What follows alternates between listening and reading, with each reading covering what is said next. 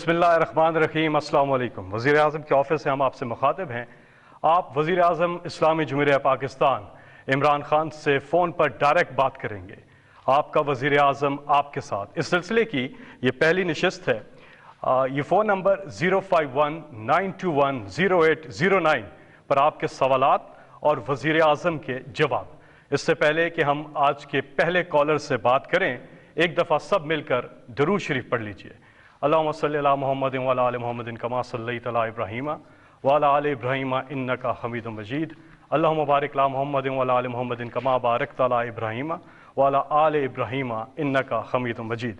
ए इश्क नबी मेरे दिल में भी समा जाना, मुझको भी मोहम्मद का दीवाना बना जाना। जिस ख्वाब में हो जाए दीदारे नबी हासिल, ए इश्क कभी मुझको नींद ऐसी सुला जाना। आज के इस निशस्त का आगाज करते हैं। पहले कॉलर हमारे साथ कौन है जी? अस्सलाम वालेकुम। वालेकुम सलाम जी। जी, कौन साहब कहाँ से? जी हैदराबाद बात कर रहा हूँ, साहिवाल से। जी, आप प्राइम मिनिस्टर साहब से क्या बात करेंगे? जी वज़ीर आज़म साहब अस्सलाम वालेकुम। जी वालेकुम सलाम। जी मेरा नाम हैदराबाद है और मेरा तल्लक साहिवाल के गांव 9 बम्बी से है। जनाब वज़ीर आज़म साहब, मैं आपसे ये दरख्वास्त करना चाह रहा था कि कोरोना की वैक्सीन माशाल्लाह आपकी हुकूमत अब पाकिस्तान में ला रही है। जनाब बहुत ज़बरदस्त इकदाम है। मेरी दरख्वास्त है कि जनाब ये छोटे शहरों में जैसा कि साहिवाल है और दीगर हैं कैसे पहुँचेगी और आम आदमी को कैसे मिलेगी? कहीं ऐसा तो नहीं कि बड़े बड़े लोग खुद ही लगवा लें और आम लोग रह जाएं? तो जनाब आप ज़रा इस पर नज़र रखिएगा। आपसे बहुत उम्मीदें हैं हमारी। शुक्रिया। अच्छा जी, बिस्मिल्लाहिर्रहमानिर्रहीम। इय्याका नअबुदु व इय्याका नस्तईन। देखें, वैक्सीन आज ही पहुंची है पाकिस्तान, और मैं आपको पॉलिसी गवर्नमेंट की बता दूं कि सबसे पहले हमारी कोशिश है कि जिसको कहते हैं front line health workers, doctors और नर्सेज जो अस्पतालों में काम करती हैं और जिनको कोरोना के मरीज़ों से हर रोज़ जिनके करीब होते हैं, तो सबसे पहले हमारी कोशिश है कि वैक्सीन उनको लगाई जाए। और उसके बाद फिर ये एक क्राइटेरियन के मुताबिक जो 60 साल की उम्र से ज़्यादा लोग हैं या जिनको कोई ऐसी बीमारियां हैं कि अगर कोरोना हो जाए तो उससे कॉम्प्लिकेशंस पैदा हो सकती हैं, फिर उनकी बारी आएगी। तो ये आप फिक्र ना करें, इसमें कोई अमीर गरीब में नहीं देखा जाएगा। इसमें सिर्फ क्राइटेरियन देखा जाएगा कि किसको पहले लगनी चाहिए, और इंशाल्लाह कोशिश करेंगे कि ज़्यादातर हम लोगों को इस साल के जैसे साल गुजरता रहेगा तो इंशाल्लाह उनको कवर कर सकेंगे। अगले कॉलर है हमारे साथ इस्माइल अब्बासी। जी इस्माइल साहब, बात कीजिएगा। जी अस्सलाम वालेकुम वज़ीर आज़म साहब, अस्सलाम वालेकुम फैसल साहब।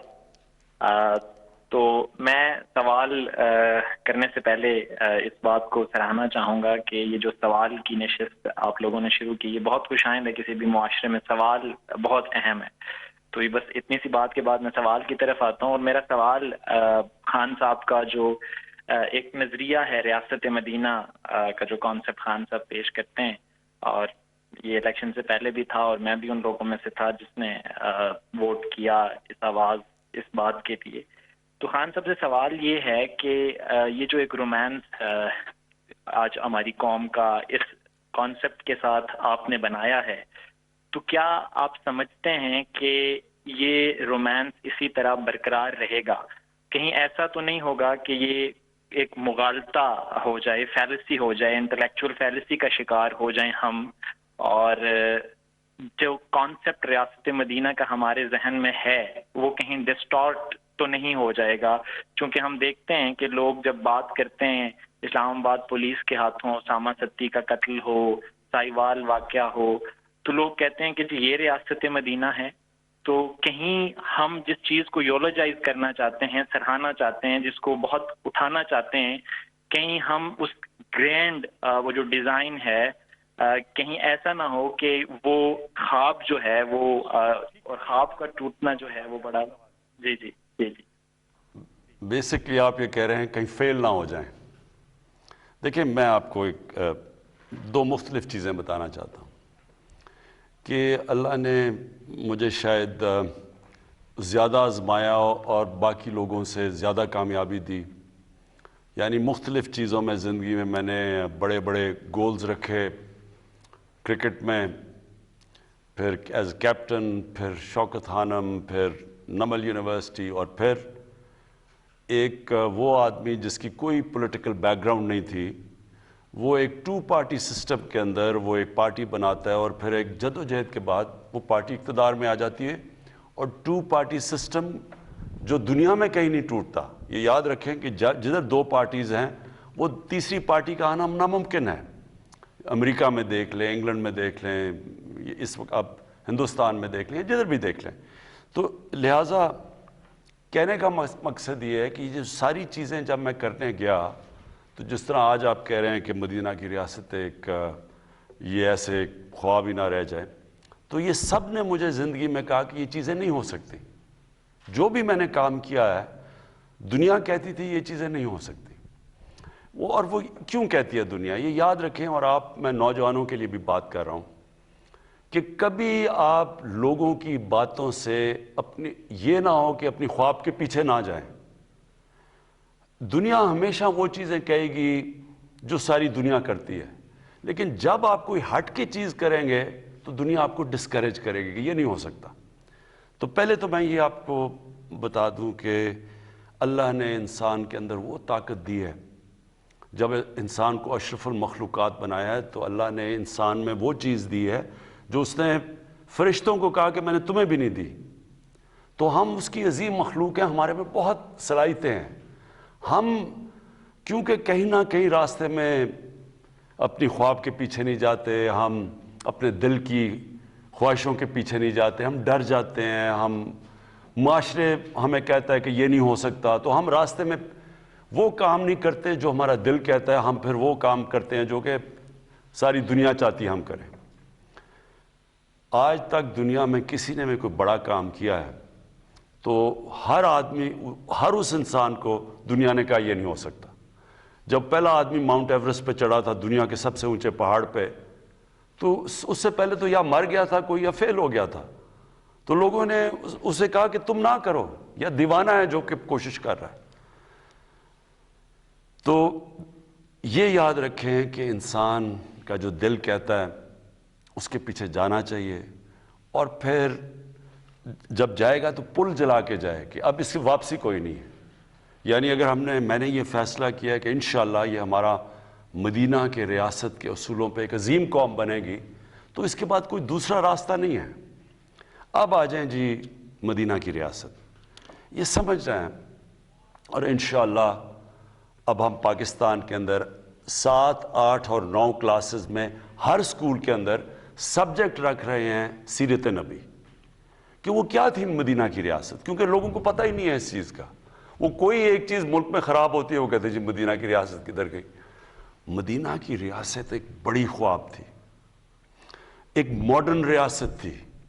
دنیا میں پہلی دفعہ اس طرح کے کانسیپٹس آئے، ایک جمہوری کلچر آیا، قانون کی بالادستی آئی. کوئی قانون سے اوپر نہیں تھا. جب نبی صلی اللہ علیہ وسلم نے کہا کہ میری بیٹی بھی قانون توڑے گی تو اس کو بھی سزا ملے گی، کوئی قانون سے اوپر نہیں تھا. پھر ایک انسانیت کا نظام تھا جس کو فلاحی ریاست کہتے ہیں. ریاست نے اپنے کمزور طبقے کی ذمہ داری لی تھی. یہ بڑے کانسیپٹ تھے. پھر میرٹ تھی، پھر انسانی حقوق تھے. انسان کا جو بھی رنگ ہو، جو بھی دین ہو، سب قانون کے سامنے ایک برابر تھے. یعنی یہ جو سوچ تھی، جو نبی صلی اللہ علیہ وسلم کا آخری خطبہ تھا، وہ ہیومن رائٹس کا، جو آج یو این کا چارٹر دیکھ لیں تو وہ تب انہوں نے تقریباً 1500 سال پہلے وہ چارٹر دیا تھا انسانیت کا. تو یہ سارے جو کانسیپٹس تھے یہ ماڈرن کانسیپٹس تھے. اور جب بھی مسلمان دنیا کوئی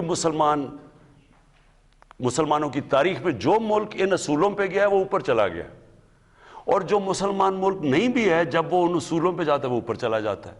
اور جو ان سے پیچھے ہٹ جاتا ہے، جو بدقسمتی سے ہم ہٹ گئے ہیں، تو تب وہ ملک نیچے جاتا ہے، جو ہماری آج حالات ہے. تو یہ مدینہ کا ریاست، یہ یاد رکھیں، یہ ایک جد و جہد کا نام ہے. یہ سوئچ آن آف نہیں ہوتا کہ مدینہ کی ریاست آ جاتی ہے، ساری قوم مل کے ایک بڑی خواب کی طرف جاتی ہے، محنت کرتی ہے، قربانیاں دیتی ہے، مشکل وقت سے نکلتی ہے، لیکن پھر کیونکہ مدینہ کی ریاست نبی صلی اللہ علیہ وسلم کی سنت تھی، وہی قوم اٹھ جاتی ہے اور عظیم قوم بن جاتی ہے، اور انشاءاللہ یہ بننے جا رہی ہے پاکستان ایک عظیم قوم۔ جی اگلے کالر سے ہم بات کریں گے، ہمارے ساتھ لائن پر ہیں گلگت سے شعیب۔ جی آپ مخاطب ہیں پرائم منسٹر عمران خان سے۔ السلام علیکم سر۔ جی وعلیکم السلام۔ ہاں سر، میں شعیب بول رہا ہوں گلگت سے۔ مجھے بڑی خوشی ہے سر کہ میں ایک ایسے وزیر اعظم سے بات کر رہا ہوں ملک کے تاریخ کے جو کہ براہ راست عوام سے بات کرنا چاہتے ہیں، ان کے مسائل سننا چاہتے ہیں۔ تو سر میرے بنیادی طور پہ 2 سوال ہیں۔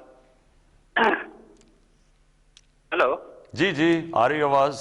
ہاں ہاں سر، میرے بنیادی طور پہ 2 سوال ہیں۔ پہلا سوال میرا یہ ہے کہ سر گلگت بلتستان جو ہے وہ سی پیک کا گیٹ وے ہے۔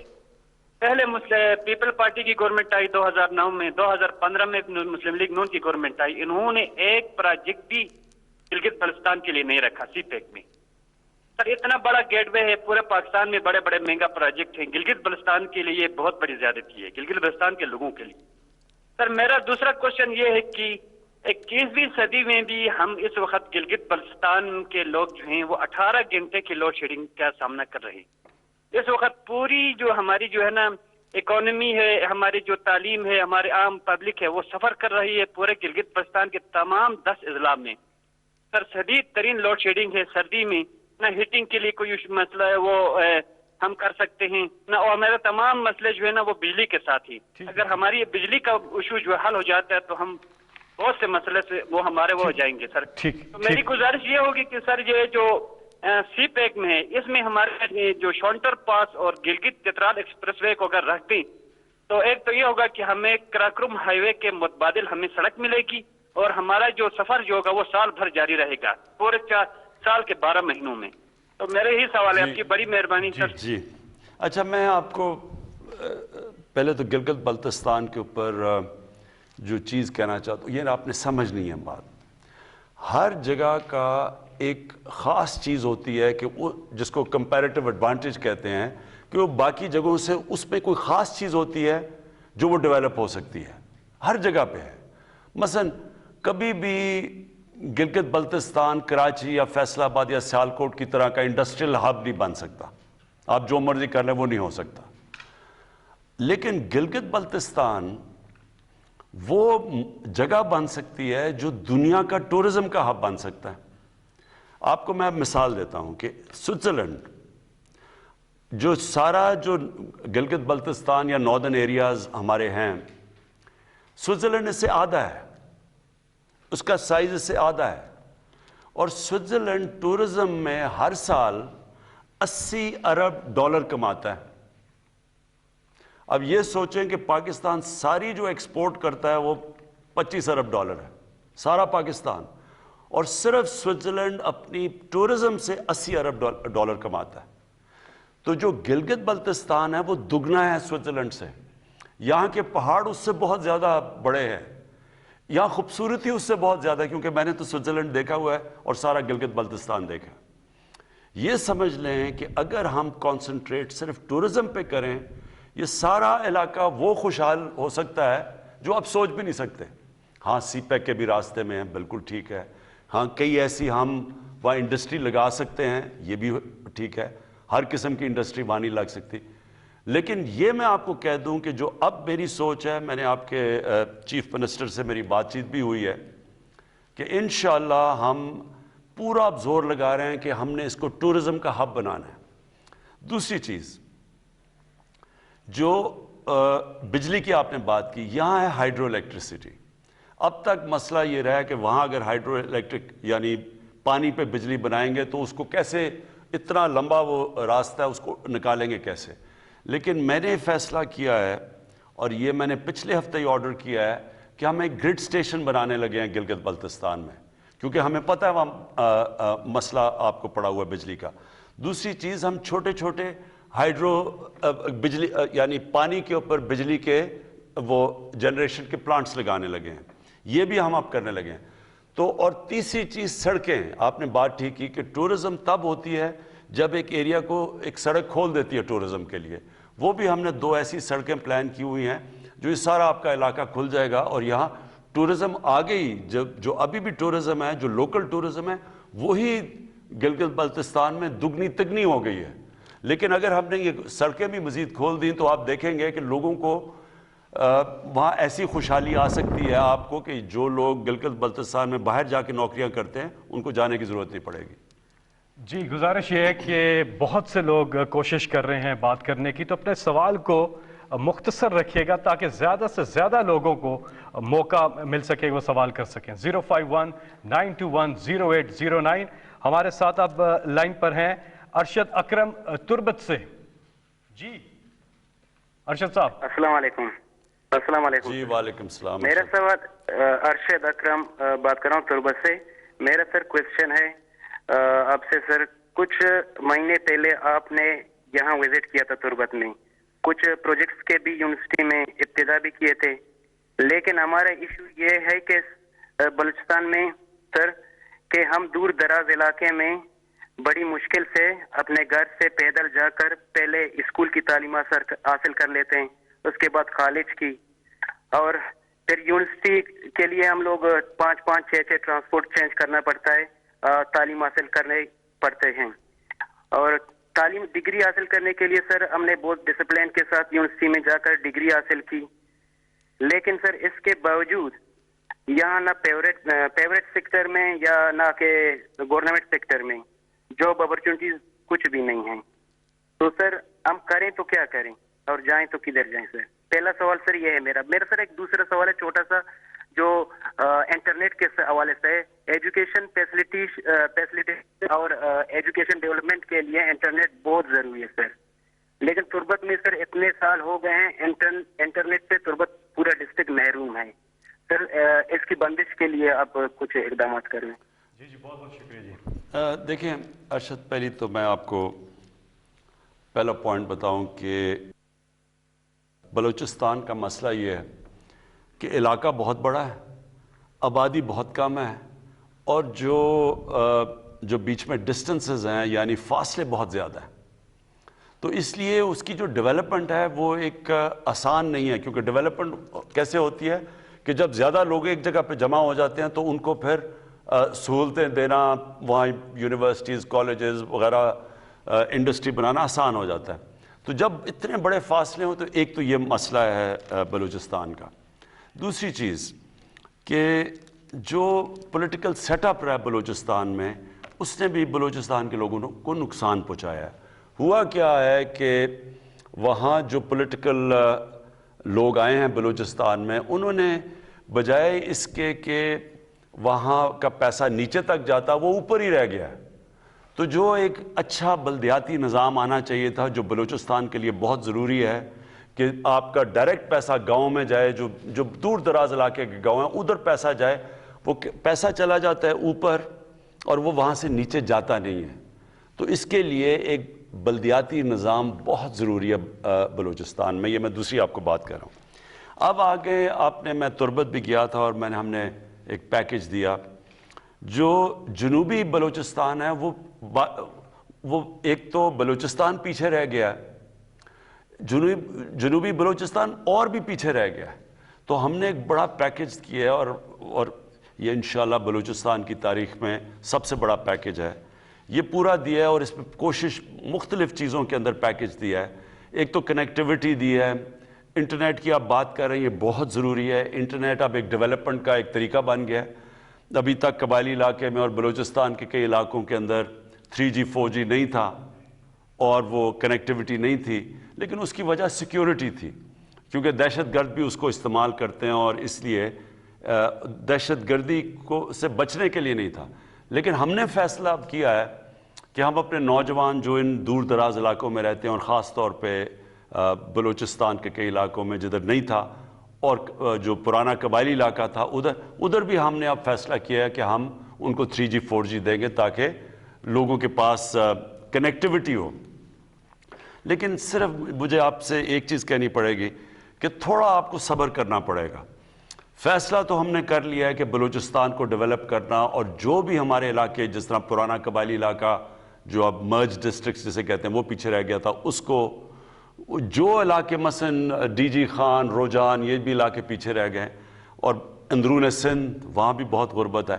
ہم نے فیصلہ تو کیا ہے اب ان کو ڈیولپ کرنا، لیکن تھوڑا سا آپ کو صبر اس لیے کرنا پڑے گا کہ گورنمنٹ کے پاس جو جس طرح کی وسائل چاہیے وہ اس وقت ہمارے پاس ہیں نہیں، اور ہمارے پاس جیسے جیسے وسائل بڑھتے جائیں گے ہم کریں گے. اور میں یہ آپ کو کہہ دوں کہ بلوچستان میں جو مدنیات مثلا جو آپ کی منرل ویلتھ ہے، جیسی یہ نکلے گی ہماری کوشش ہے کہ وہ ادھر ہی خرچ ہو، تاکہ وہاں کے لوگوں کو پہلے ہم ان کو اوپر اٹھائیں اور پھر اس کا کسی اور علاقے میں جائے.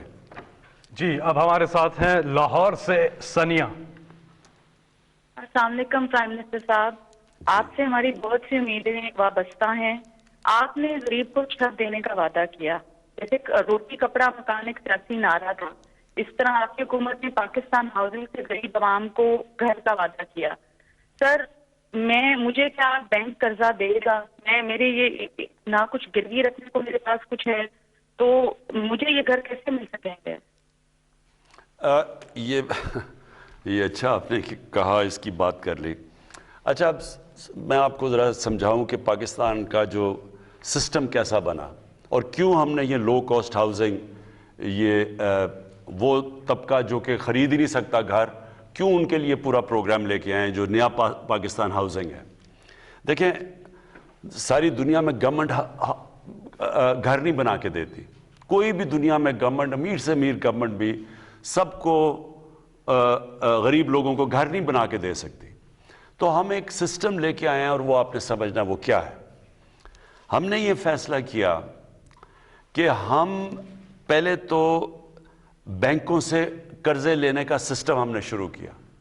پاکستان میں آپ کو پتا، ساری دنیا میں آپ ذرا میں یہ بھی ذرا سمجھ لیں، امریکہ کے اندر، برطانیہ میں، یورپ میں 80% بینک جو لوگ گھر لیتے ہیں وہ بینکوں سے قرضے لے کے لیتے ہیں، جس کو مورگیج کہتے ہیں، ہاؤس فائنینسنگ، یعنی بینک فائنینس کرتے ہیں لوگوں کے گھر.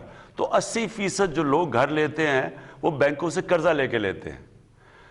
ملیشیا میں 30% لوگ بینکوں سے قرضہ لے کے لیتے ہیں، گھر بناتے ہیں. ہندوستان میں 10% لوگ یعنی مورگیج فائنینسنگ کرتے ہیں، اور پاکستان میں 0.2%. یعنی ہمارا کوئی یا کیش ہے تو گھر بناؤ، نہیں تو گھر ہی نہیں بنا سکتے. تو لہٰذا ہم نے جو سسٹم لے کے آئے، پہلے ہم نے ایک فور کلوجر لا ہے جو رکاوٹ بنا ہوا تھا. یعنی اگر بینک کسی کو پیسے دیں، کیوں نہیں پیسے دیتے تھے؟ کیونکہ اگر وہ کسی کو پیسے دیں اور وہ گھر نہ بنائے تو ان کا پیسہ ڈوب جاتا تھا، بینک پیسے نہیں دیتے تھے. لہٰذا ایک عدالت کے اندر ہمیں بڑی 2 سال لگے وہ قانون جو پھنسا ہوا تھا، جو قانون، اس کو کلیئر کرتے ہوئے. اس کو کہتے ہیں فور کلوجر لا. اب یہ جو رکاوٹ ختم ہو گئی ہے، اب بینک قرضہ دے سکتے ہیں. لیکن اس کے لیے بھی بینکوں کو پریکٹس ہی نہیں ہے قرضے دینے کی، کیونکہ انہوں نے کبھی چھوٹے لوگوں کو قرضے ہی نہیں دیے. تو لہٰذا میں خود بینک مینیجر سے، سارے جو بینکس کے ہیڈز ہیں ان کو ملا ہوں. ہم یہاں میٹنگ کرتے ہیں ہر جمعرات کو. مقصد یہ ہے کہ بینکوں کو اب ٹرین کریں کہ وہ چھوٹے لوگوں کو قرضے دیں، جو تنخواہ دار ہیں، جو مزدور ہیں، جو جن کے پاس کیش نہیں ہے گھر بنانے کا. اور ہم نے کیا ہے کہ ہم نے گورنمنٹ سبسڈائز کر رہی ہے، یعنی 5% سے زیادہ گورنمنٹ سبسڈائز کر رہی ہے. پھر پہلے لاکھ گھر جو بنیں گے، 3 لاکھ روپیہ ہر گھر کو سبسڈی دے گی گورنمنٹ. اور اس سے کیا ہوگا، جتنے لوگ کرایہ پہ خرچ کرتے ہیں، اپنا جو مہینے کا کرایہ دیتے ہیں، وہی کرایہ دینے کے بجائے وہ اس کو قسطوں میں دے دیں گے بینک کو. تو ہوگا کیا کہ وہ بجائے کرایہ دینا کہ وہ قسطیں دیں گے، وہ گھر ان کا اپنا ہو جائے گا. یہ ہے ہمارا پروجیکٹ، یہ شروع ہو گیا ہے. آہستہ آہستہ لوگوں کو سمجھ آ رہی ہے، بینکس بھی آہستہ آہستہ سمجھ رہے ہیں. لیکن انشاءاللہ یہ اب آپ ٹی وی پہ اشتہار دیکھتے ہوں گے، بینکس اب اشتہار دے رہے ہیں، بینکس خود کہہ رہے ہیں کہ لوگ آ کے تو ہمارے سے قرضے لیں. تو یہ ہمارا جو ہے، یہ پہلی دفعہ پاکستان میں ہو رہا ہے. کہ عام آدمی جس کے پاس پیسے نہیں ہیں، جو تنخواہ دار ہے، جو مزدور ہے، اس کو بھی موقع مل جائے گا کہ اپنا گھر بنا لے۔ جی اگلے کالر ہیں ہمارے ساتھ، نمبر ہے 0519210809، اظہر محمود اوان۔ جی السلام علیکم۔ وعلیکم السلام سر، میرا کوشچن ہے بنیادی طور پہ ناموس رسالت صلی اللہ علیہ وسلم اور اسلاموفوبیا پہ۔ خان صاحب کی ماشاءاللہ جو سپیچ تھی یو این او میں سر، وہ بہت امپریسو سپیچ تھی، لیکن اس کے بعد پھر انٹرنیشنلی 2-3 ایونٹس ہوئے۔ اب چاہیے تو یہ تھا کہ انٹرنیشنلی کچھ ایسی ویل انٹیگریٹڈ مربوط حکمت عملی ہوتی اور اسلامی ممالک کو ساتھ ملا کر سب ایسا کام کیا جائے کہ جس سے یہ ایشو پرماننٹلی ریزالو ہو جائے، ختم ہو جائے۔ تو اس سلسلے میں سوال یہ ہے کہ سر اس سلسلے میں آپ کی کیا حکمت عملی ہے کہ آئندہ آنے والے دنوں میں کیا کوئی ایسا مضبوط پلان بن سکتا ہے کہ جس سے عالمی سطح پر اس ایشو کو اس طرح سے دوبارہ سے نہ اٹھایا جائے اور دنیا کے 1.5 ارب مسلمانوں کے دلوں کو اس طرح سے ٹھیس نہ پہنچائی جائے؟ اس کے لیے کیا کوئی عملی اقدامات کیے جا رہے ہیں؟ دیکھیں، یہ ہماری بڑی بدقسمتی ہے مسلمانوں کی کہ یہ شروع ہوا ہے 1989 سے، جب سلمان رشدی نے کتاب لکھی اور اس کے اندر اس نے گستاخی کی ہمارے نبی صلی اللہ علیہ وسلم کی شان میں۔ تو تب سے مغرب کے اندر یہ سلسلہ شروع ہوا پچھلے 30 سالوں سے۔ ہوتا کیا تھا کہ مسلمان کو تکلیف پہنچتی تھی جب یہ اس طرح کی کوئی ان کی شان میں گستاخی ہو۔ اس کے بعد وہاں مغرب میں کوئی رائٹس یا یہاں بھی لوگ سڑکوں پہ نکلتے تھے، کیونکہ مغرب کو اس چیز کی سمجھ نہیں تھی، کیونکہ وہاں وہ بالکل دین کو اور طرح لیتے ہیں، وہ تو اس کو اس طرح نہیں لیتے جس طرح ہم لیتے ہیں، اور نہ ہی ان کو سمجھ ہے کہ مسلمانوں کو کتنی تکلیف ہوتی ہے، کہ کیسے نبی صلی اللہ علیہ وسلم ہمارے دلوں میں رہتے ہیں، ہمیں اپنی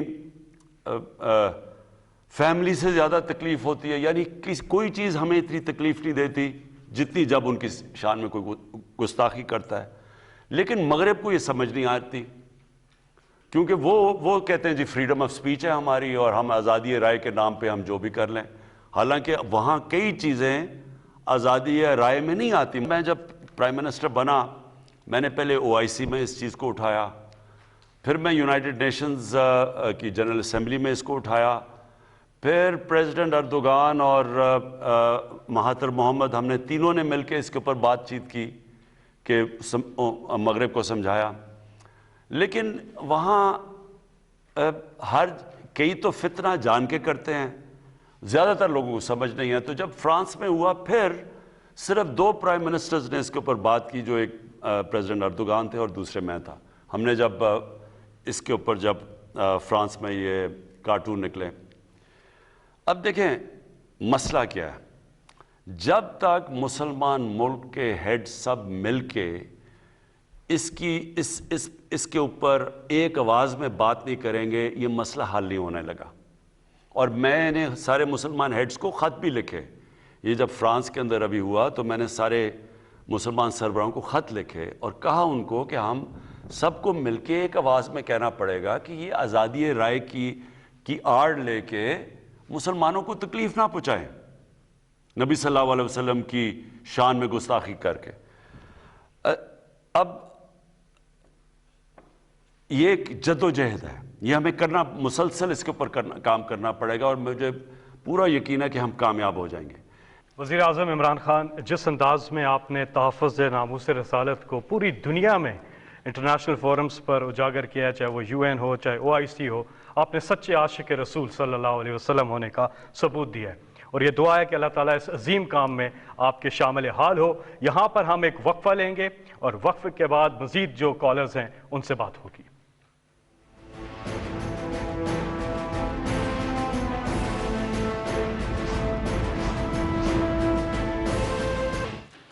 آپ کا وزیر اعظم آپ کے ساتھ اس سلسلے کی پہلی نشست، وزیر اعظم پاکستان عمران خان صاحب یہاں تشریف رکھتے ہیں۔ آپ کالز کر رہے ہیں اور اپنے سوالات کر رہے ہیں، وزیر اعظم آپ کو جواب دے رہے ہیں۔ 0519210809 اور اس کے ساتھ ساتھ سوشل میڈیا پہ بے شمار سوالات آئے ہیں پرائم منسٹر صاحب۔ ایک سوال آیا واجد رحمان، کہتے ہیں کہ آپ اپوزیشن والوں کو NRO کیوں نہیں دیتے، ان کو NRO دے دیں اور عوام کے روز کے جو ان کے جو ڈرامے ہیں ان سے جان چھپ جائے۔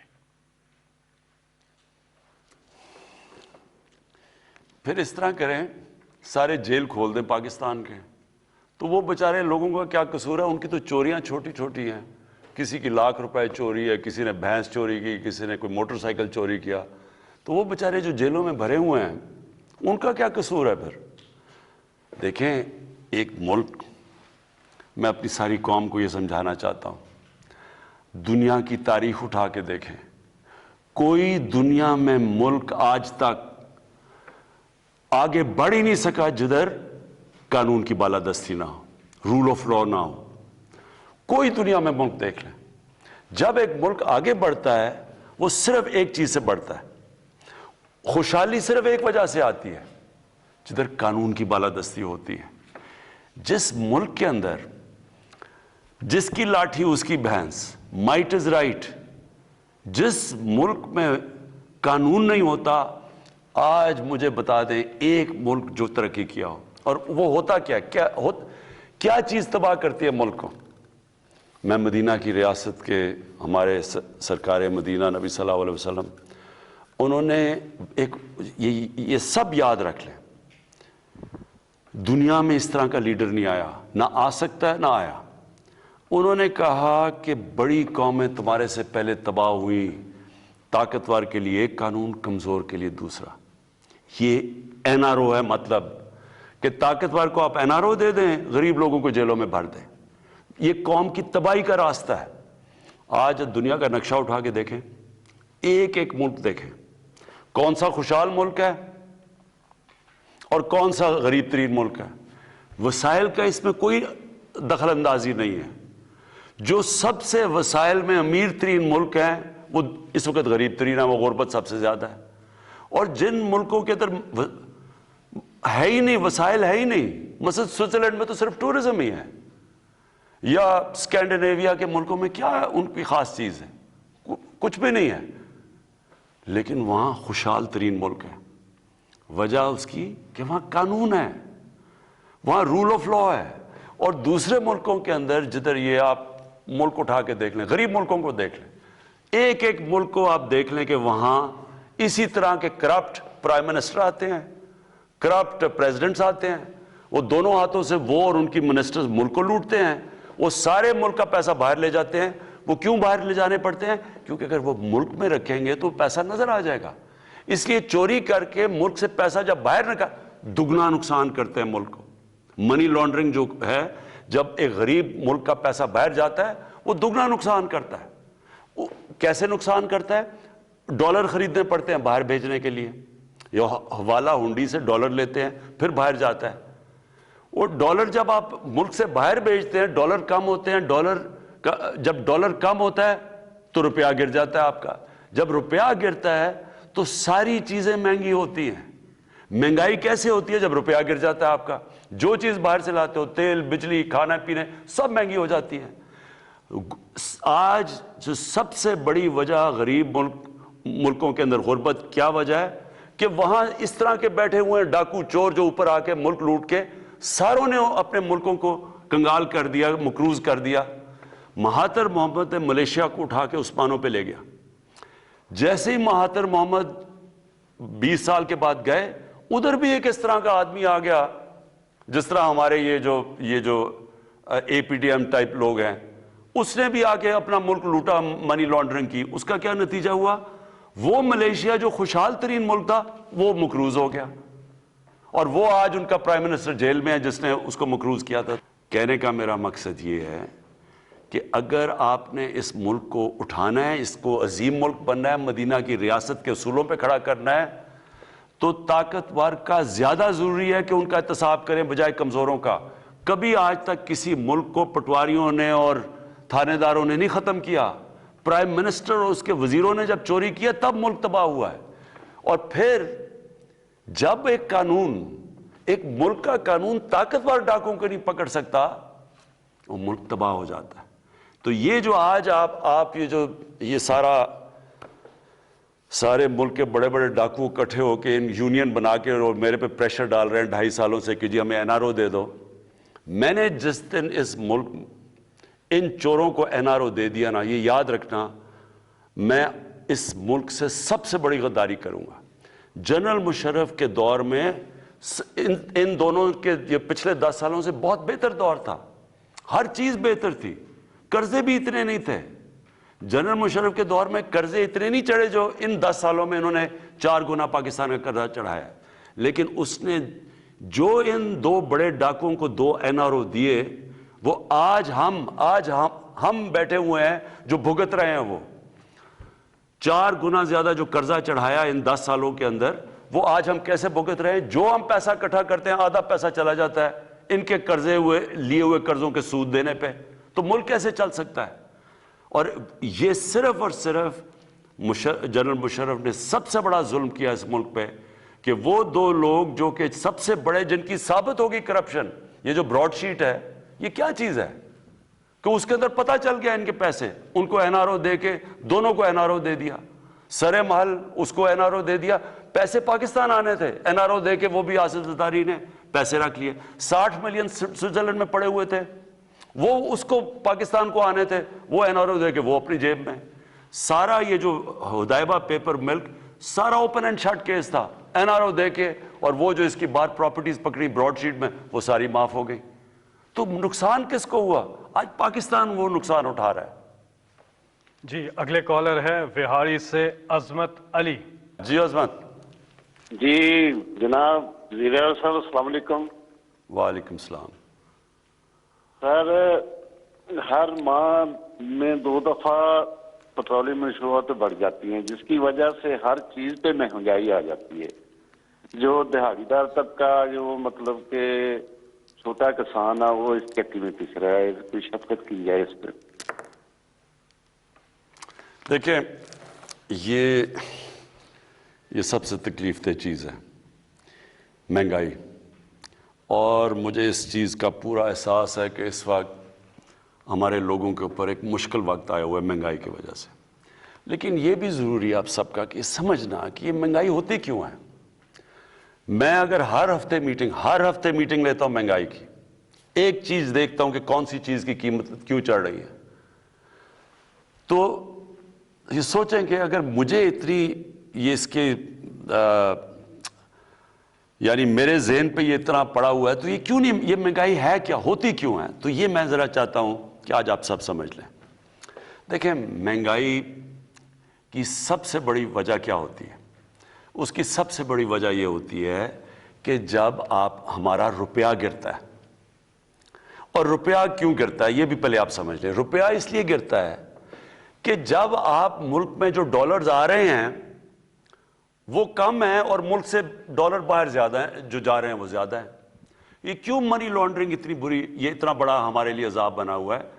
एक अंदाजे के मुताबिक, और मेरे ख्याल में से ज्यादा पैसा बाहर जाता है, जो अमेरिका का जो स्टेट डिपार्टमेंट है उसने एक पेपर छापा था गालिबन कोई 8-9 साल पहले कि 10 अरब डॉलर हर साल पाकिस्तान से बाहर जाता है मनी लॉन्ड्रिंग होके, यानी चोरी होके ना, इस चोरी का पैसा 10 अरब डॉलर बाहर जाता है।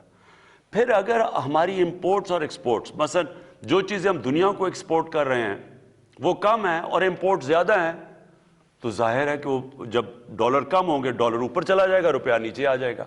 तो पहले ये समझ जाएं कि रुपया गिरता क्यों है।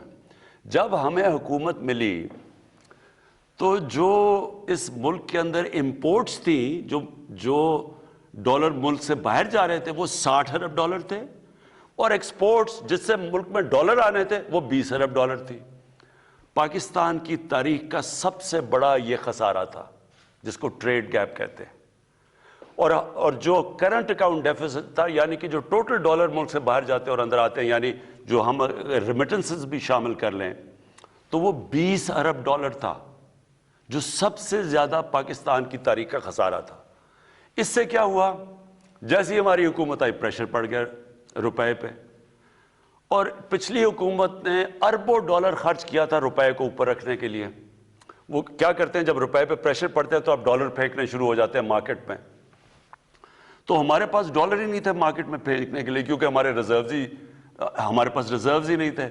हम बल्कि जो हमें किस्तें देनी थी बाहर वो भी नहीं हम दे पा रहे थे, तो लिहाजा रुपए ने गिरना था। तो मैं सिर्फ आपको अब ये समझाना चाहता हूं पहले तो कि रुपया कितना गिरा। हमारे दौर पे रुपया गिरा 24.1%, और हमारे दौर में कह रहा हूँ 18-19 में, 2018 और 19 में जो रुपया गिरा, हमारे दौर में गिरा 24.1%।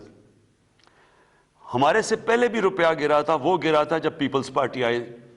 जब पीपल्स पार्टी आए तो रुपया गिरा 25.5%, 2008-9 में। 2008 जब उनका रुपया गिरा तो जो CPI, और ये सारे आप देख सकते हैं स्टेटिस्टिक्स, जो कंज्यूमर प्राइस इंडेक्स जिसे कहते हैं, जो बताता है कि कितनी महंगाई हुई, वो 17% थी। और हमारे 18-19 में जब 24.1% रुपया गिरा तो 7.3% थी। और ये आप देख सकते हैं, ये ब्यूरो ऑफ स्टैटिस्टिक्स के अंदर ये लिखा हुआ, बताया हुआ आपको। अब ये क्यों, अब जब ये रुपया गिरता है तो क्या होता है, पहले ये समझें। सबसे पहले तेल महंगा हो जाता है। तेल मतलब पेट्रोल और डीजल महंगा, इसका मतलब ट्रांसपोर्ट महंगी। उसके बाद बिजली महंगी, क्योंकि आधी बिजली बनती है तेल से, और फिर जो बाकी बिजली के कॉन्ट्रैक्ट साइन किए हुए हैं वो सारे डॉलर्स में किए हुए हैं। तो जैसे ही रुपया गिरा, जो जो डॉलर की चीजें सारी महंगी हो गई। फिर जो हम चीजें इंपोर्ट करते हैं, सबसे पहले घी, तकरीबन सारा घी हम इंपोर्ट करते हैं बाहर से, वो महंगा। चाय महंगी, चाय बाहर से इंपोर्ट करते हैं। फिर दालें महंगी, जो आम आदमी बेचारा खाता है, तकरीबन 70% दालें बाहर से हम इंपोर्ट करते हैं, वो महंगी हो गई। तो जब बिजली महंगी हुई, मजीद और चीजें महंगी हो गई। फिर गैस, अब आधी गैस हमारी जो हम पाकिस्तान में गैस निकलती है वो कम होती जा रही है। जो बाहर से हम गैस लेते हैं वो महंगी है, तो जब वो गैस भी महंगी हो गई, तो सारी चीजें महंगी हो जाती हैं जब आपका रुपया गिरता है। इसलिए हमारी गवर्नमेंट पूरी कोशिश कर रही है पाकिस्तान में एक्सपोर्ट बढ़ाने की, और मुझे बड़ी खुशी है कि पिछले महीने रिकॉर्ड एक्सपोर्ट्स बढ़ी हैं हमारी। जब तक हमारी एक्सपोर्ट्स नहीं बढ़ेंगी, और अल्लाह का शुक्र है रिकॉर्ड रेमिटेंसेस बढ़ी हैं, यानी कि जो बाहर पाकिस्तानी बैंकों के थ्रू पैसे भेजते हैं वो भी बढ़ी हैं। और इसकी वजह से 17 साल के बाद पाकिस्तान का 5 महीने मुसलसल, जिसको करंट अकाउंट कहते हैं, कि हम जितने हमारे डॉलर आ रहे हैं अंदर और हमारे डॉलर बाहर जा रहे हैं, हमने उसको बैलेंस कर लिया। हमारा खसारा खत्म कर दिया हमने, क्योंकि हमने एक्सपोर्ट्स भी बढ़ाई हैं और हमारी रेमिटेंसेस भी बढ़ी हैं, और हमारा मुल्क सही रास्ते पे लग गया। तो और अगली चीज जो हमने करी है, इन्वेस्टमेंट मुल्क में लेके आनी है, वो तीसरी चीज है। तो जैसे जैसे हम अब कदम उठा रहे हैं, डॉलर्स हमारे मुल्क में ज्यादा आएंगे, हमारा रुपया स्ट्रांग हो जाएगा। जब रुपया ठीक होगा तो ये आपका सबसे बड़ा महंगाई का मसला तब खत्म होगा। दो और चीजें हमें मसले हुए।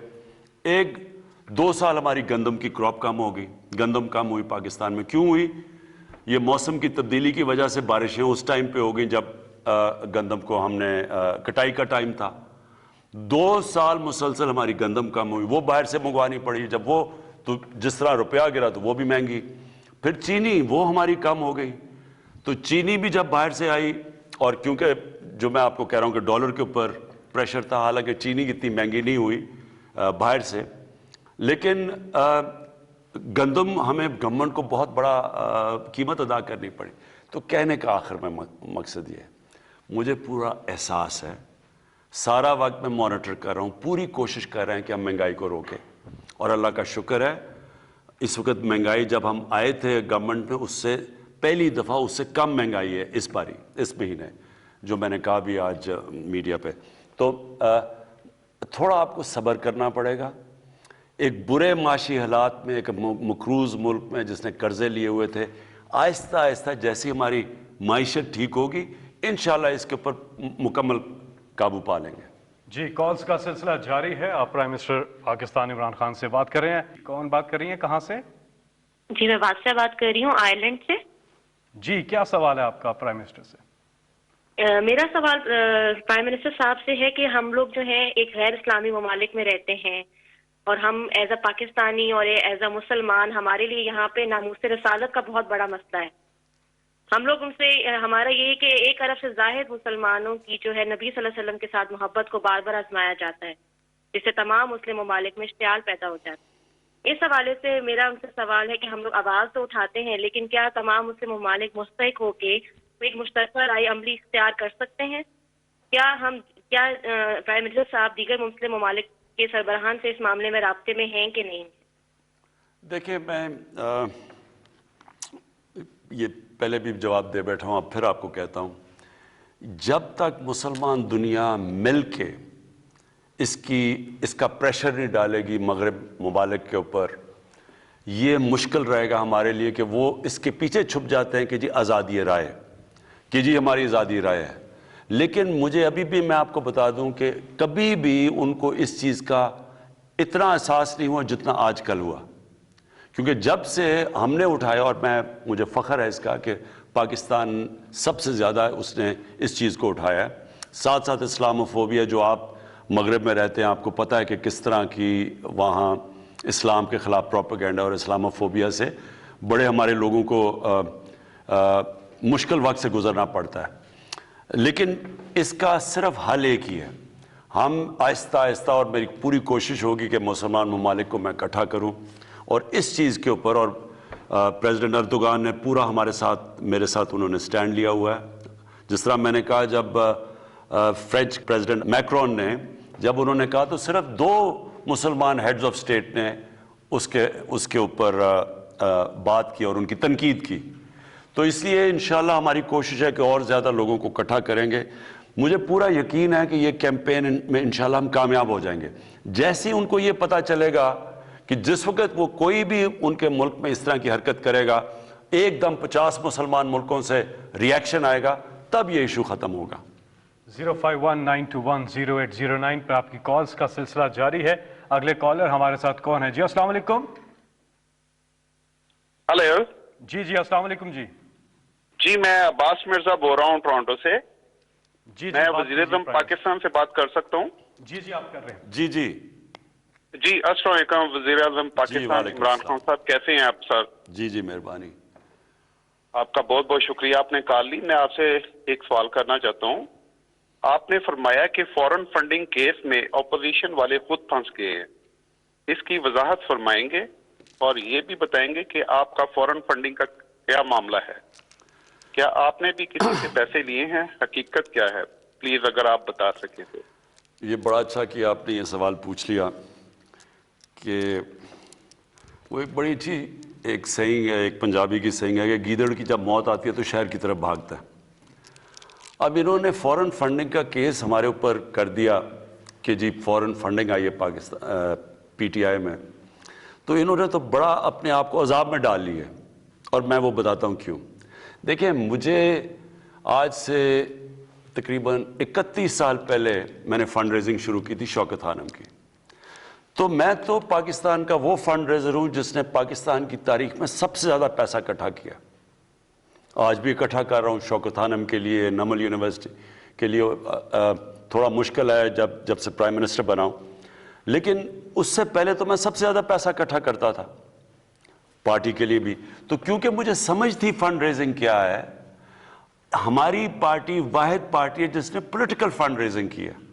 پولیٹیکل فنڈ ریزنگ کیا ہوتی ہے کہ ہم باقاعدہ ڈنرز کرتے تھے، ڈنرز پہ لوگ آتے تھے، ان لوگوں سے پھر ہم ان کو بتاتے تھے کہ پارٹی کیا کرنا جا رہی ہے، اور پھر وہ پیسے دیتے تھے.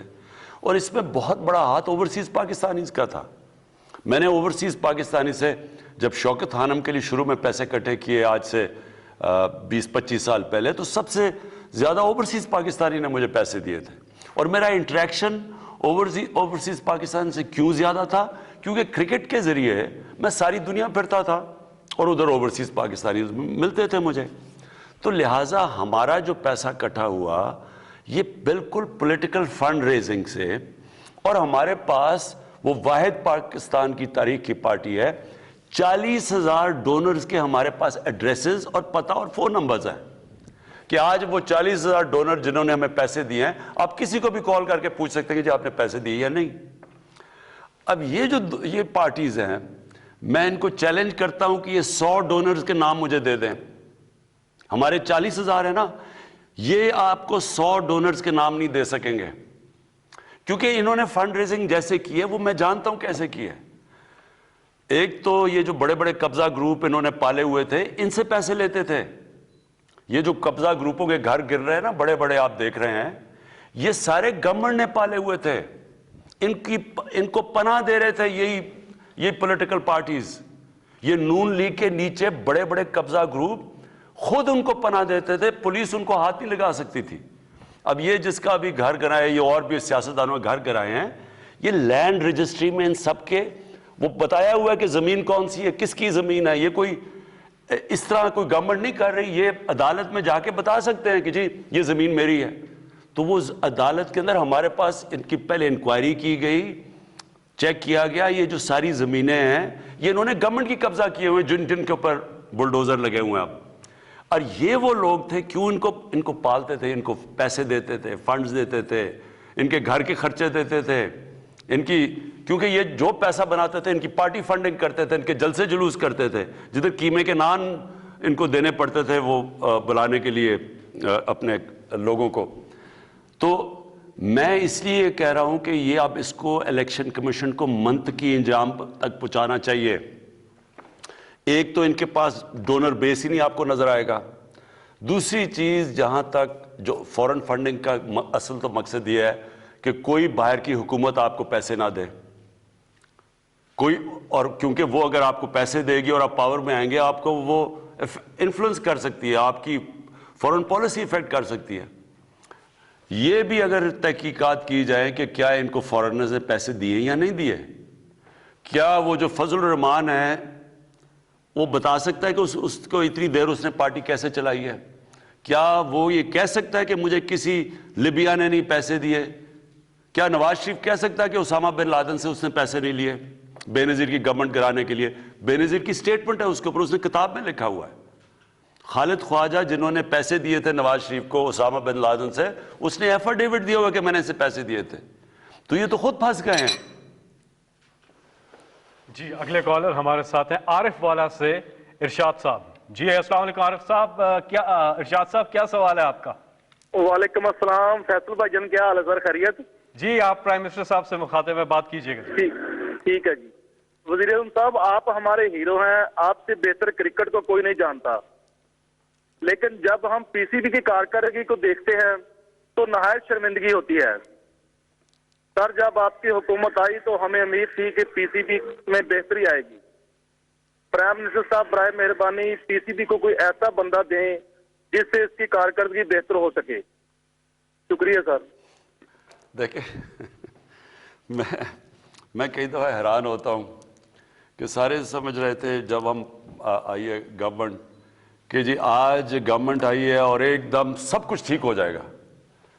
یہ ویسے فیری ٹیلز میں ہو سکتا ہے کہ ایک میرے پاس جادو کا ڈنڈا، میں ایسے کروں سارا ملک ہی ٹھیک ہو جائے ایک دم.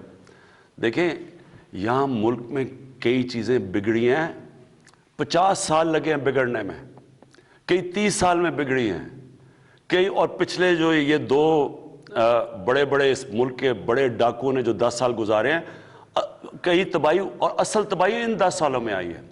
ادارے تباہ ہوئے ہیں، پی آئی اسٹیل مل، یہ جو سارا پاور سیکٹر ہے، یہ آپ دیکھیں تو صحیح کہ کیسے کیسے تباہ کیے گئے ہیں. اور اس کو ٹھیک کرنے میں صبر کرنا پڑے گا قوم کو. دیکھیں میں آپ کو ایک مثال دیتا ہوں. ہم نے ایک ہاسپٹل بنایا پختونخوا میں، شوکت خانم، دوسرا شوکت خانم کا ہاسپٹل، اور انشاءاللہ تیسرا شروع ہو گیا کراچی میں. میں آج آپ کو گارنٹی کرتا ہوں کہ یہ پاکستان کے انٹرنیشنل سٹینڈرڈ کے دونوں ہاسپٹل وہ بن گیا ہے اور یہ بننے جا رہا ہے. وہ کیسے؟ کیونکہ ایک جوائنٹ کمیشن انٹرنیشنل ایک انٹرنیشنل ادارہ ہے جو سرٹیفائی کرتا ہے کہ ہاسپٹل کی کوالٹی کتنی ہے. وہ لوگ بھیجتے ہیں، وہ ایک ہفتہ سارا اپنا ہاسپٹل کی آڈٹ کرتے ہیں اور تب وہ سرٹیفکیٹ ملتا ہے. 4 ہاسپٹل کو پاکستان میں سرٹیفکیٹ ملا ہوا ہے، آغا خان کو، الشفا کو اور 2 شوکت خانم کو. تو وہ 3.5 سال میں وہ شوکت خانم پشاور بنا ہے اور انٹرنیشنل سٹینڈرڈ کا. لیکن ہم جو پشاور کے ہاسپٹلز ٹھیک کرنے کی کوشش کریں، لیڈی ریڈنگ ہاسپٹل اور ان کے خیبر میڈیکل اور جو پرانے ہاسپٹل ہیں، وہ بڑا مشکل کام ہے، ٹائم لگ رہا ہے، دیر لگتی ہے، کیونکہ سسٹم سارے ٹھیک کرنے ہوتے ہیں، بری عادتیں پڑی ہوتی ہیں. پھر گورنمنٹ کے ہاسپٹل ہیں، وہ قانون آ جاتا ہے، وہ سٹے آرڈرز آ جاتے ہیں، تو ایک نیا ہاسپٹل بنانا آسان ہے اور انشاءاللہ کراچی کا ہاسپٹل شروع ہو گیا ہے. میں آج آپ کو کہہ رہا ہوں کہ پاکستان کا سب سے ماڈرن اور بہترین ہاسپٹل بنے گا انٹرنیشنل سٹینڈرڈ کا. لیکن پرانے سسٹم کو ٹھیک کرنا ٹائم لگتا ہے. اب پنجاب پولیس ہے, کہتے ہیں جی پنجاب میں دیکھیں ڈکیتیاں یہ ہو گیا وہ ہو گیا. اب پنجاب پولیس ایک دن میں تو نہیں خراب ہوئی, یہ 2 سالوں میں تو نہیں ہوئی. پنجاب پولیس کے اوپر ایک رپورٹ ہے لاہور ہائی کورٹ میں 1993 کے اندر رپورٹ تھی. آئی جی عباس خان نے لاہور ہائی کورٹ نے پوچھا جی کہ کیوں اتنی زیادہ پنجاب پولیس کیوں نہیں ٹھیک پرفارم کر رہی, کرپشن کیوں اتنی زیادہ ہے. تو آئی جی عباس خان نے پوری ایک رپورٹ دی.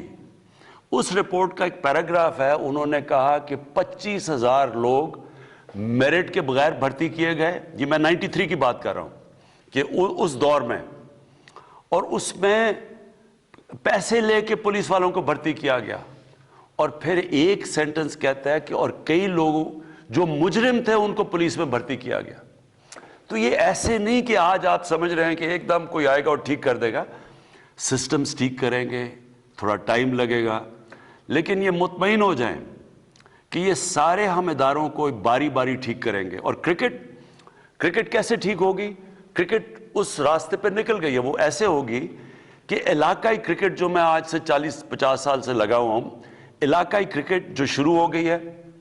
آپ دیکھتے ہیں کہ جب پشاور کا میچ ہوتا ہے یا پشاور زال میں تو سارا کے پی اس کو دیکھ رہا ہوتا ہے. بلوچستان کا ایک کھلاڑی نہیں ہوتا لیکن سارا بلوچستان دیکھ رہا ہوتا ہے ٹیم کو. یہ میں 40 سال سے کہہ رہا تھا کہ علاقائی کرکٹ کو, وہ ہو گئی ہے. اب ایک کھلاڑی کو ڈیولپ ہوتے ہوئے ٹیم کو تھوڑا ٹائم دیں, لیکن انشاءاللہ آپ دیکھیں گے کہ یہ ٹیم مسلسل بہتر ہوتی جائے گی. جی آپ کی کالز کا سلسلہ متواتر جاری ہے. سوشل میڈیا پہ پرائم منسٹر صاحب سوالات آئے ہوئے ہیں. یہ عثمان صاحب ہیں, سے ملا جلا سوال ہے جو بھی آپ سے ہوا.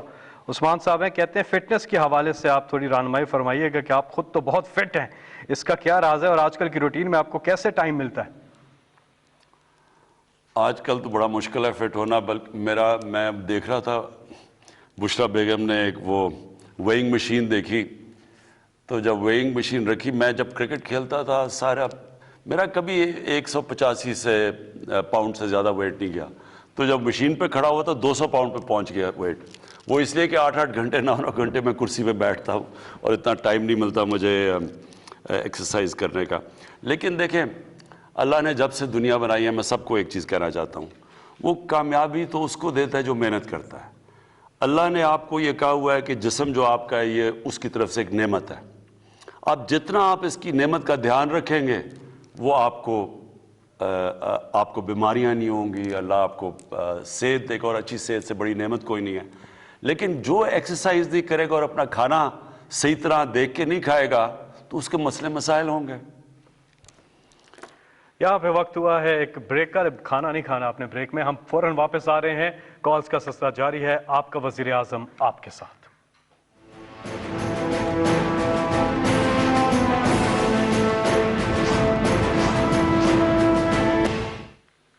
جی وقفے کے بعد ایک بار پھر آپ کو خوش آمدید. آپ کی کالز کا سلسلہ جاری ہے 051-921-0809. اب ہمیں بتایا جا رہا ہے کنٹرول روم سے کہ ہمارے ساتھ ہیں سردار محمد علی ایبٹ آباد سے. جی سردار صاحب. السلام علیکم. جی میرا اسکیپر سے یہ ایک سجیشن بھی ہے اور یہ بلین ٹری سونامی کے حوالے سے بھی. جب یہ بلین ٹری لگایا گیا تو اس کی میرا تعلق ہے تحصیل لورا ضلع ایبٹ آباد سے اور میں ہزارہ کا رہنے والا ہوں. میں اس سلسلے میں جو پچھلے 2 سال سے اس پہ کام بھی کر رہا ہوں. زیتون کے میں نے 1230 پودے پچھلے سال شنکیاری والوں کے توسط سے لگائے تھے ٹی ریسرچ سینٹر کے حوالے سے. تو میں یہ اسکیپر کو ایک سجیشن دینا چاہتا ہوں کہ ہمارا جو ایریا ہے تحصیل لورا خاص طور پہ یہاں پہ وائلڈ اولیو بے شمار ہے اور گورنمنٹ کی پالیسی بھی ہے. تو ہم اس ایریا کو ایک دم سے اپ لفٹ کر سکتے ہیں, خاص طور پہ ہزارہ پورے کو اور تحصیل لورا کو. یہاں پہ اولیو ٹریز جو ہیں وائلڈ اولیو ہیں ان کے اوپر گرافٹنگ کرائیں. ایک دوسرے نمبر پہ یہ ہے اس کے پر کہ اگر فرض کیا جو پودے آتے ہیں ایک تو ان کی تعداد آپ کم کریں اور دوسرا یہ ہے کہ کوالٹی میک شور کریں, کیونکہ ریشو جو ہے اس کی بہت ضروری یہ چیز ہے کہ اس کی جو سکسیس ریشو ہے وہ زیادہ ہونی چاہیے. یہ گورنمنٹ کو خاص طور پہ جنگل والوں کو ٹاسک فورس ان کی بنائیں اور ان سے کہیں کہ اس ایریا میں اچھے طریقے سے اپنے یہ پلانٹیشن کریں. اور خاص طور پہ زیتون کا یہ 1000 سال کے لیے سر پلاننگ کرنی ہوگی ہمیں. دیکھیں میں ایک چیز کہہ رہا تھا, اس کو غلط سمجھا لوگوں نے. میں یہ کہہ رہا تھا کہ بدقسمتی سے ہماری پارلیمنٹری ڈیموکریسی میں ہوا کیا ہے کہ ہم نے لانگ ٹرم پلاننگ نہیں کی. ہم سوچتے ہیں, یہاں پچھلے آتے تھے کہ جی اچھا جی 5 سال کے بعد الیکشن ہونا ہے تو یہ چیزیں کر لو جو 5 سال سے پہلے مکمل ہو جائے. اور پھر اس سے کیا نقصان ہوا کہ ملک تو تب آگے بڑھتا ہے جب وہ آگے سوچتا ہے, اپنی آنے والی نسلوں کا سوچتا ہے, جو چائنا کر رہا ہے. تو میں کہہ یہ رہا تھا کہ ہم یہ بڑا غلط ہوا ہے, کوئی سوچتا ہی نہیں آگے والی اپنی نسلوں کے لیے. ہم پہلی اس ملک میں پہلی گورنمنٹ اور جماعت ہیں جس نے آگے کا سوچا, یہ جو درخت اگانے کا سوچا ہے پاکستان میں. اور یہ جو آپ نے ابھی بات کی ہے یہ زبردست بات ہے. دیکھیں ہم اربوں روپے کا ہم یہ گھی باہر سے امپورٹ کرتے ہیں. جیسے ہی ہمارا جب روپیہ گرتا ہے تو وہ گھی اور مہنگا ہو جاتا ہے. جو سب سے بہترین تیل ہے کوکنگ آئل یعنی استعمال کرنے کے لیے وہ ہے زیتون کا تیل. اور پاکستان ایک ایسی جگہ ہے کہ ہم جو باہر سے چیزیں امپورٹ کر رہے ہیں, ہم اگر یہ زیتون کو صحیح لگا دیں, یہ تو ایک پورا ایک انقلاب ہے پاکستان میں. ہم زیتون سے ہی اربوں ڈالر کما سکتے ہیں. ہمارے ایسے علاقے ہیں, یہ جو دریائے سندھ کے رائٹ سائڈ پہ جتنا علاقہ ہے, یہ سلیمان کا, یہ نیچے ڈی آئی خان میں, یہ اور نیچے تک, یہ سارا میں نے چیک کروایا ہے, زیتون کے لیے بہترین علاقہ ہے. یہ علاقہ جدھر ہم اسلام آباد میں بیٹھے ہوئے ہیں, یہاں بھی بہترین زیتون اگتا ہے. میں نے اپنے گھر میں زیتون کے پودے لگائے ہیں. تو اب ہم اسی مہینے انشاءاللہ میں بڑی ایک لانچ کر رہا ہوں زیتون کے. ایک تو ہم پیوند کروائیں گے اور پورا ایک زیتون کا انقلاب لے کے آ رہے ہیں. اب ان پہاڑی علاقوں میں جدھر لوگوں کے پاس زیادہ کچھ نہیں ہے, اگر ہم زیتون کے اوپر ہی کریں اور پھر اس کا تیل یہ ہم ایکسپورٹ بھی کر سکتے ہیں, یہ لوکل لوگوں پہ یہ خوشحالی بھی لا سکتا ہے, ہمیں ضرورت بھی نہیں پڑے گی کہ اپنے ڈالر خرچ کرنے کے لیے. تو انشاءاللہ یہ اسی مہینے میں لانچ کر رہا ہوں. جی اگلے کالر ہمارے ساتھ. السلام علیکم. السلام علیکم. جی کون بات کر رہی ہے؟ جی فرح لودھی خان بات کر رہی ہوں میدان سے. جی سوال پوچھیے گا پلیز. جی مسٹر پرائم منسٹر سے سب سے پہلے تو ہم یہ کہیں گے کہ ہماری دعائیں ان کے ساتھ ہیں کہ اللہ ان کے خلوص نیت سے پاکستان کو اسٹیبل کرے. میرا سوال اپ کمنگ سینٹ الیکشنز کے حوالے سے ہے. جیسے کہ ہم سب جانتے ہیں کہ پاکستان میں تو یہ تاریخ رہی ہے کہ سینٹ الیکشن سے پہلے ٹکٹوں کی خرید و فروخت شروع ہو جاتی ہے, اور انفارچونیٹلی پی ٹی آئی کے پاس قانون سازی کے لیے نمبرز بھی پورے نہیں ہیں. تو خان صاحب کا کیا ویژن ہے, کیا فیوچر اسٹریٹجی ہے کہ وہ یہ ضمیر کی تجارت جو ہے سینٹ الیکشن میں کس طریقے سے روکیں گے؟ دیکھیں یہ بڑی ایک شرمناک چیز ہے. یہ 30 سال سے ہو رہا ہے پاکستان میں. سینٹ کے الیکشن میں ایم پیز اپنی ووٹ بیچتے ہیں اور کئی سینیٹر, سارے نہیں, کئی سینیٹرز صرف اور صرف پیسہ دے کے سینیٹرز بن جاتے ہیں. یعنی رشوت دے کے لوگوں کے ضمیر خرید کے وہ سینیٹر بنتے ہیں. اور ہمارے اپنے ایم پیز, سب نہیں کئی, اپنی ووٹ بیچتے ہیں. اور اس لیے نہیں ووٹ دیتے کسی کو کہ وہ ایک پارٹی چاہتی ہے کہ یہ ہمارا کینڈیڈیٹ ہے, وہ اس لیے دیتے ہیں کہ پیسے ملتے ہیں. تو کرپشن تو ادھر سے ہی شروع ہو جاتی ہے. آپ سوچیں کہ آپ کا جو ملک میں سینیٹرز ہیں جن کا بڑا اہم کام ہے فیڈریشن میں کہ ان کو اپنے صوبے کو ریپرزینٹ کرنا ہوتا ہے, وہ اگر پیسے دے کے آئیں گے تو وہ کون سی جمہوریت ہے؟ نمبر 1. اور نمبر 2, جو پیسے دے کے سینیٹر بنے گا وہ کہ حاتم تائی تو نہیں کہ وہ آ کے ملک کی خدمت کرے گا. جو رشوت دے کے سینیٹر بنے گا اس کا مطلب وہ پیسے بنانے آیا ہے. تو کرپشن تو یہی شروع ہو جاتی ہے. تو جب یہ 30 سال سے ہو رہا تھا کبھی کسی نے اس کے اوپر کچھ نہیں کیا. پھر یہ جو مین پارٹیز ہیں پیپلز پارٹی اور نون لیگ, انہوں نے 2007 کے اندر چارٹر آف ڈیموکریسی سائن کی. دونوں نے کہا کہ اوپن بیلٹ ہوگا, یعنی کہ سیکرٹ بیلٹ نہیں ہوگا, کھل کے لوگ ووٹ ڈالیں گے. ہم نے 2018 میں 20 لوگوں کو پارٹی سے نکالا. وہ پیسے لے رہے تھے, پیسے لے کے انہوں نے ووٹ 20 ایم پیز کو پارٹی سے نکالا. تو میں تب سے کہہ رہا ہوں کہ یہ بیلٹ کو جب سب کو پتا ہے کہ اس میں رشوت چلتی ہے تو اوپن بیلٹ کریں. کیا وجہ ہے؟ اور یہ دونوں مین پارٹیز نے بھی کہا ہوا ہے. اب ہم اس ہفتے انشاءاللہ ایک کانسٹیٹیوشنل امینڈمنٹ کریں گے. ہم عدالت میں بھی گئے ہوئے ہیں, کانسٹیٹیوشنل امینڈمنٹ بھی کر رہے ہیں. اب میں یہ دیکھنا چاہتا ہوں اور ساری قوم کو میں چاہتا ہوں دیکھیں، آپ سب دیکھیں کہ جب سب کو پتہ ہے پیسہ چلے گا تو یہ کیوں نہیں اس امینڈمنٹ کو بیک کریں گے جدھر اوپن بیلٹ ہو، جدھر یہ اس کی وجہ سے پیسہ نہیں چلے گا. تو یہ اب اس ہفتے ساری قوم دیکھے گی کہ کون کدھر اپنا ووٹ ڈالتا ہے، کیونکہ جو بھی اگر سیکرٹ بیلٹ کے ساتھ جائے گا آپ کو پتہ چل جائے گا کہ وہ یہ کرپشن کا نظام نہیں ختم کرنا چاہتے. جی اگلے کالر ہے برطانیہ سے ہارون خان. السلام علیکم. السلام علیکم. Mr. Prime Minister. جی ہارون، السلام علیکم. How are you, sir? You okay? G G. All right. Prime Minister Saab, there's just an important message regarding Pakistan International Airlines.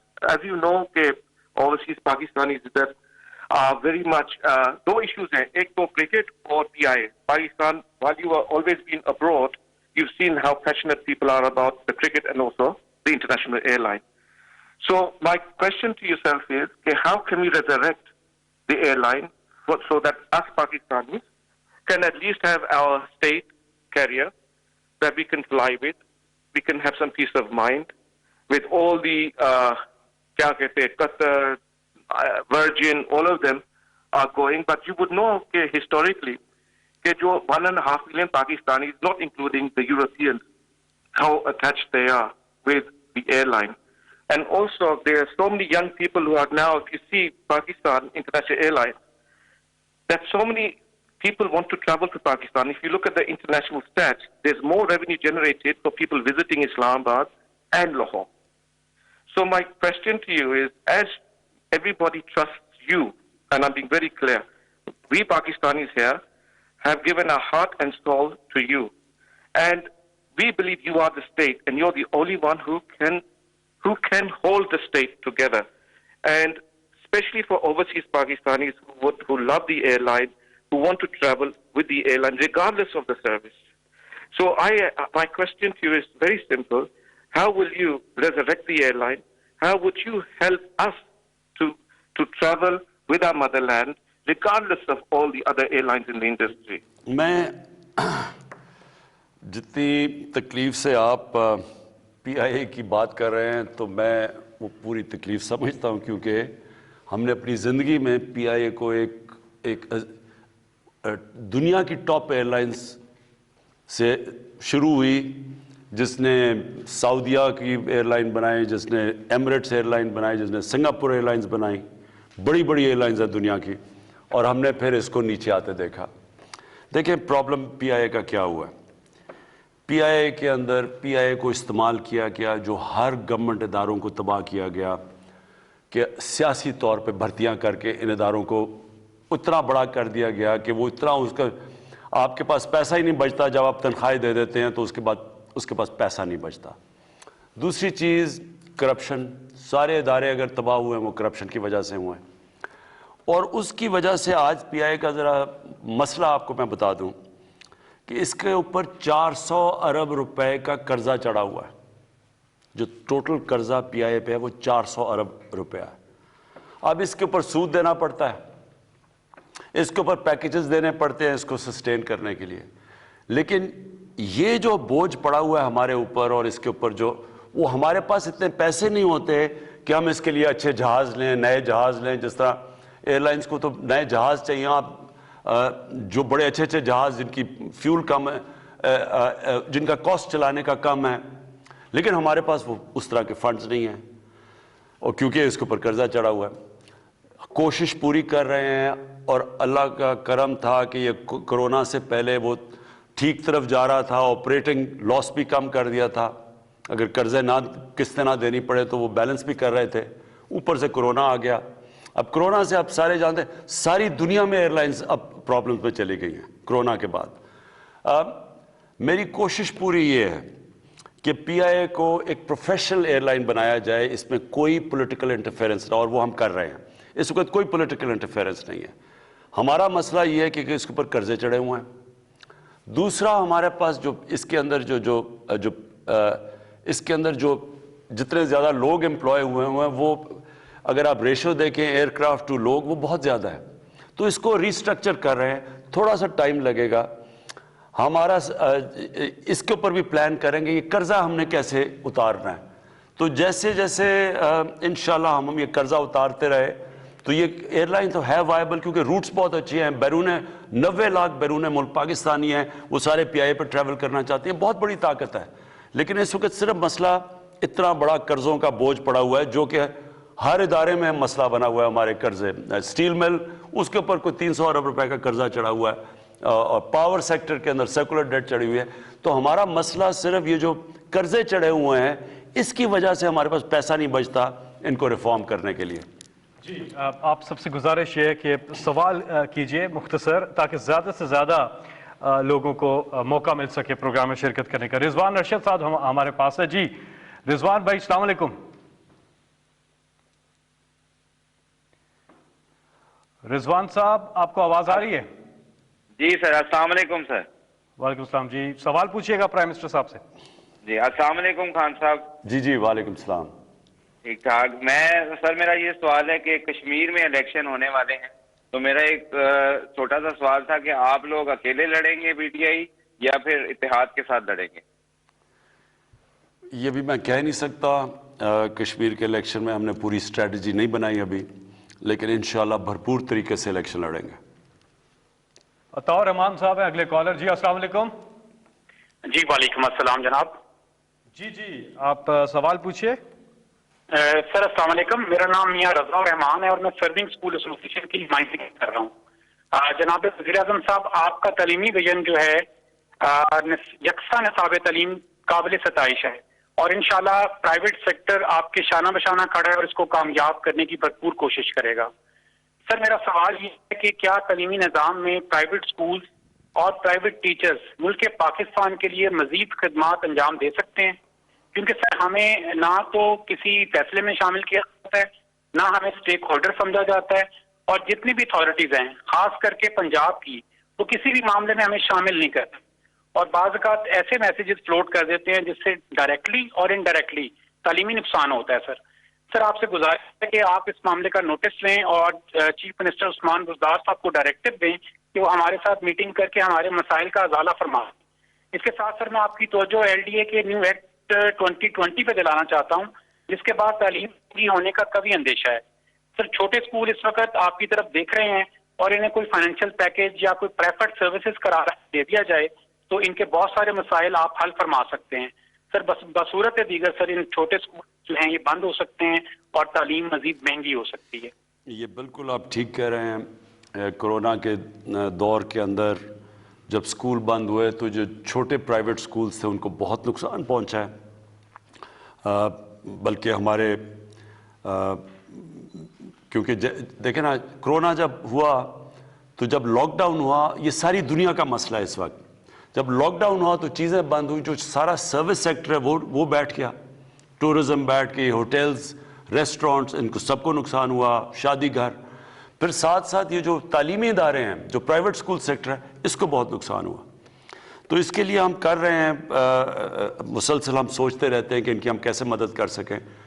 دیکھیں پرائیویٹ جو سکول کا جو سیکٹر ہے اس کو بالکل ہم نے مدد کرنی ہے. میں حیران ہوں کہ آپ سے کسی کنسلٹ نہیں کیا, کیونکہ شفقت محمود جو فیڈرل ایجوکیشن منسٹر ہیں انہوں نے مسلسل میٹنگز کی ہیں. پنجاب میں اور پختونخوا کے جو ایجوکیشن منسٹرز ہیں ان کا جاب ہے میٹنگز کرنا. لیکن میں یہ پورا چیک کروں گا کہ آپ کہہ رہے ہیں کہ اسٹیک ہولڈرز کو نہیں لیا. ہم مسلسل کوشش کر رہے ہیں بات چیت کرنے کی پرائیویٹ سکول سے کہ کیسے ہم ان کی مدد کر سکیں. ظاہر ہے ہمارے پاس وہ ریسورسز تو نہیں کہ ہم ساروں کو پیسے دے سکیں, لیکن ہم اور چیزوں میں پوری چھوٹ دینے کی کوشش کر رہے ہیں, جیسے ہم ٹیکس بریکس ہیں یا پھر کئی ہم نے قرضے دیے ہیں یہ کرونا کے چھوٹی انڈسٹری کو, تاکہ وہ بالکل بیٹھ نہ جائے. تو اس کے اوپر بھی میں بات کروں گا, کیونکہ تعلیم کا سیکٹر بہت امپورٹنٹ ہے, اور وہ بڑا پرائیویٹ جو سکولز کا سیکٹر ہے وہ بہت متاثر ہوا ہے مجھے پتہ کرونا کے دور میں. جی اگلے کالر سے ہم بات کریں گے. کون کہاں سے؟ جی السلام علیکم. السلام علیکم. میں الفت بات کر رہی ہوں, الفت مصطفیٰ قلعہ دیدار سنگھ سے. جی سب سے پہلے تو مجھے یہ کہنا تھا کہ پی ٹی وی نے یہ بہت گریٹ انیشیٹو لیا ہے کہ ہم ڈائریکٹ پی ایم سے بات کر سکتے ہیں. یہ بہت بڑی, میرے خیال میں یہ بہت بڑی اچیومنٹ ہے. سیکنڈ میرا کویشچن ہے عمران خان صاحب سے کائنڈلی یہ ذرا بتائیں کہ ہم نے سب سے زیادہ ووٹ جو ہے مطلب انہیں دیے ہیں، نوجوانوں نے سب سے زیادہ ووٹ انہیں دیے ہیں، اور ہم نے بڑی ان سے امید لگائی ہوئی تھی کہ یہ جب آئیں گے تو حالات چینج ہوں گے، خاص طور پہ نوجوانوں کے لیے کہ 2.5 سال ہو گئے ہیں انہوں نے نوجوانوں کے روزگار کے لیے کیا کیا ہے۔ ایک تو یہ اس کا مجھے بتائیں، اور دوسرا انہوں نے نوجوانوں کے لیے ایک روزگار اسکیم متعارف کروائی تھی، لیکن میں خود اس کے لیے قرضہ لینے کے لیے گئی بینک میں، تو میرے ساتھ اور بھی کافی لڑکیاں تھیں، تو بینک والوں نے کہا یہاں پہ تو کوئی قرضہ نہیں ملتا۔ تو مجھے یہ بتائیں، یہ سننے میں آ رہا ہے قرضہ تو سیالکوٹ کے علاوہ باہر کسی کو مل ہی نہیں رہا ہے، تو یہ پی ایم صاحب پلیز اس چیز کا پتہ کروائیں کہ قرضہ مل کس کو رہا ہے۔ دیکھیں، سب سے پہلے تو یہ قرضہ نہ سیالکوٹ دیتا نہ کوئی، یہ بینکس جو بینکس ہیں وہ بالکل اپنی ایویلویشن کرتے ہیں، وہ آپ کو ایک فارم بھیجتے ہیں کہ جی مجھے یہ قرضہ چاہیے، وہ بینک اس کے بعد ایویلویٹ کرتے ہیں بالکل میرٹ کے اوپر، ان کو نہیں پتا ہوتا کہ یہ کون ہے، اور بینک ویسے بھی پرائیویٹ بینکس ہیں، انہوں نے کوئی کسی کو پولیٹیکل بیسس پہ تو قرضہ دینا نہیں ہے، وہ میرٹ کے اوپر دیتے ہیں اور اسی کے اوپر ایویلویشن ہوتی ہے، اس پہ قرضہ ملتا ہے۔ کوئی کسی قسم کی اس میں سیاسی مداخلت نہیں ہے۔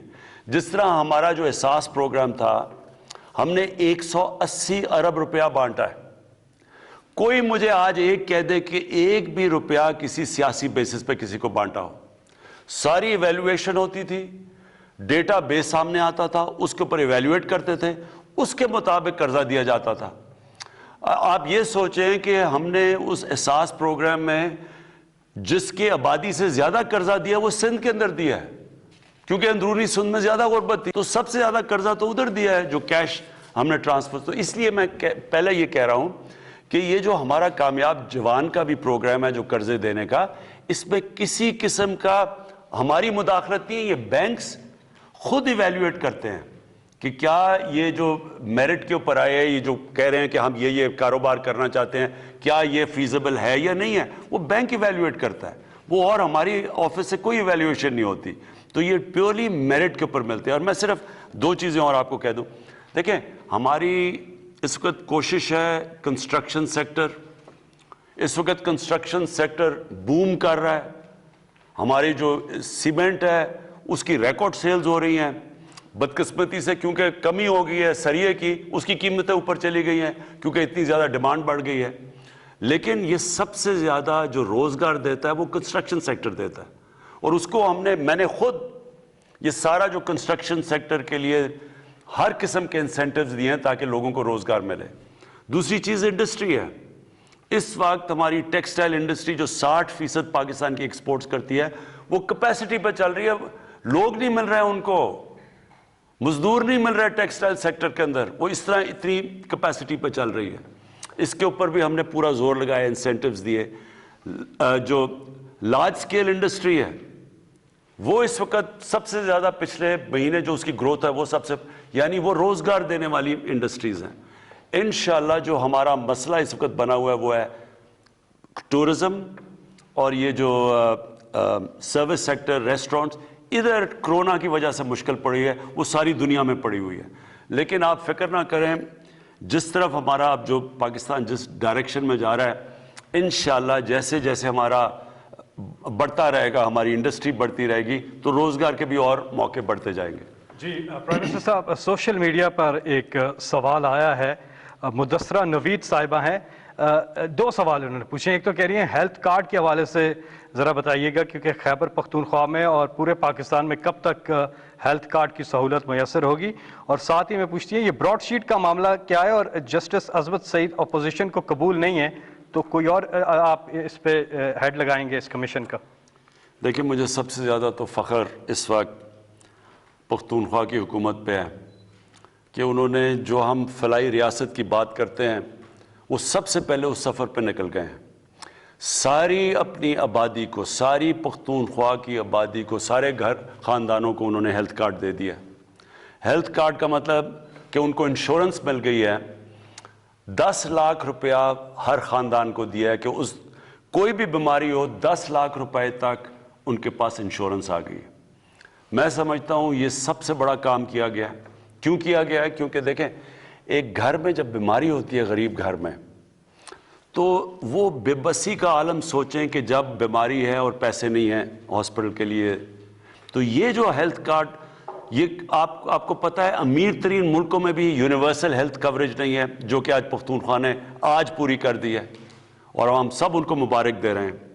پنجاب نے فیصلہ کیا ہے، پنجاب کیونکہ بہت بڑا ہے، اس سال کے آخر تک سارے پنجاب کو انہوں نے فیصلہ کیا کہ وہ ہیلتھ انشورنس دے دیں گے، تاکہ وہ بھی سارا کور ہو جائے۔ یعنی کوئی گھر کو یہ فکر نہ ہو کہ اگر ہمارے گھر میں بیماری ہے تو ان کے پاس ایک کارڈ ہوگا، وہ کسی بھی ہسپتال میں جا کے اپنا علاج کروا سکتے ہیں۔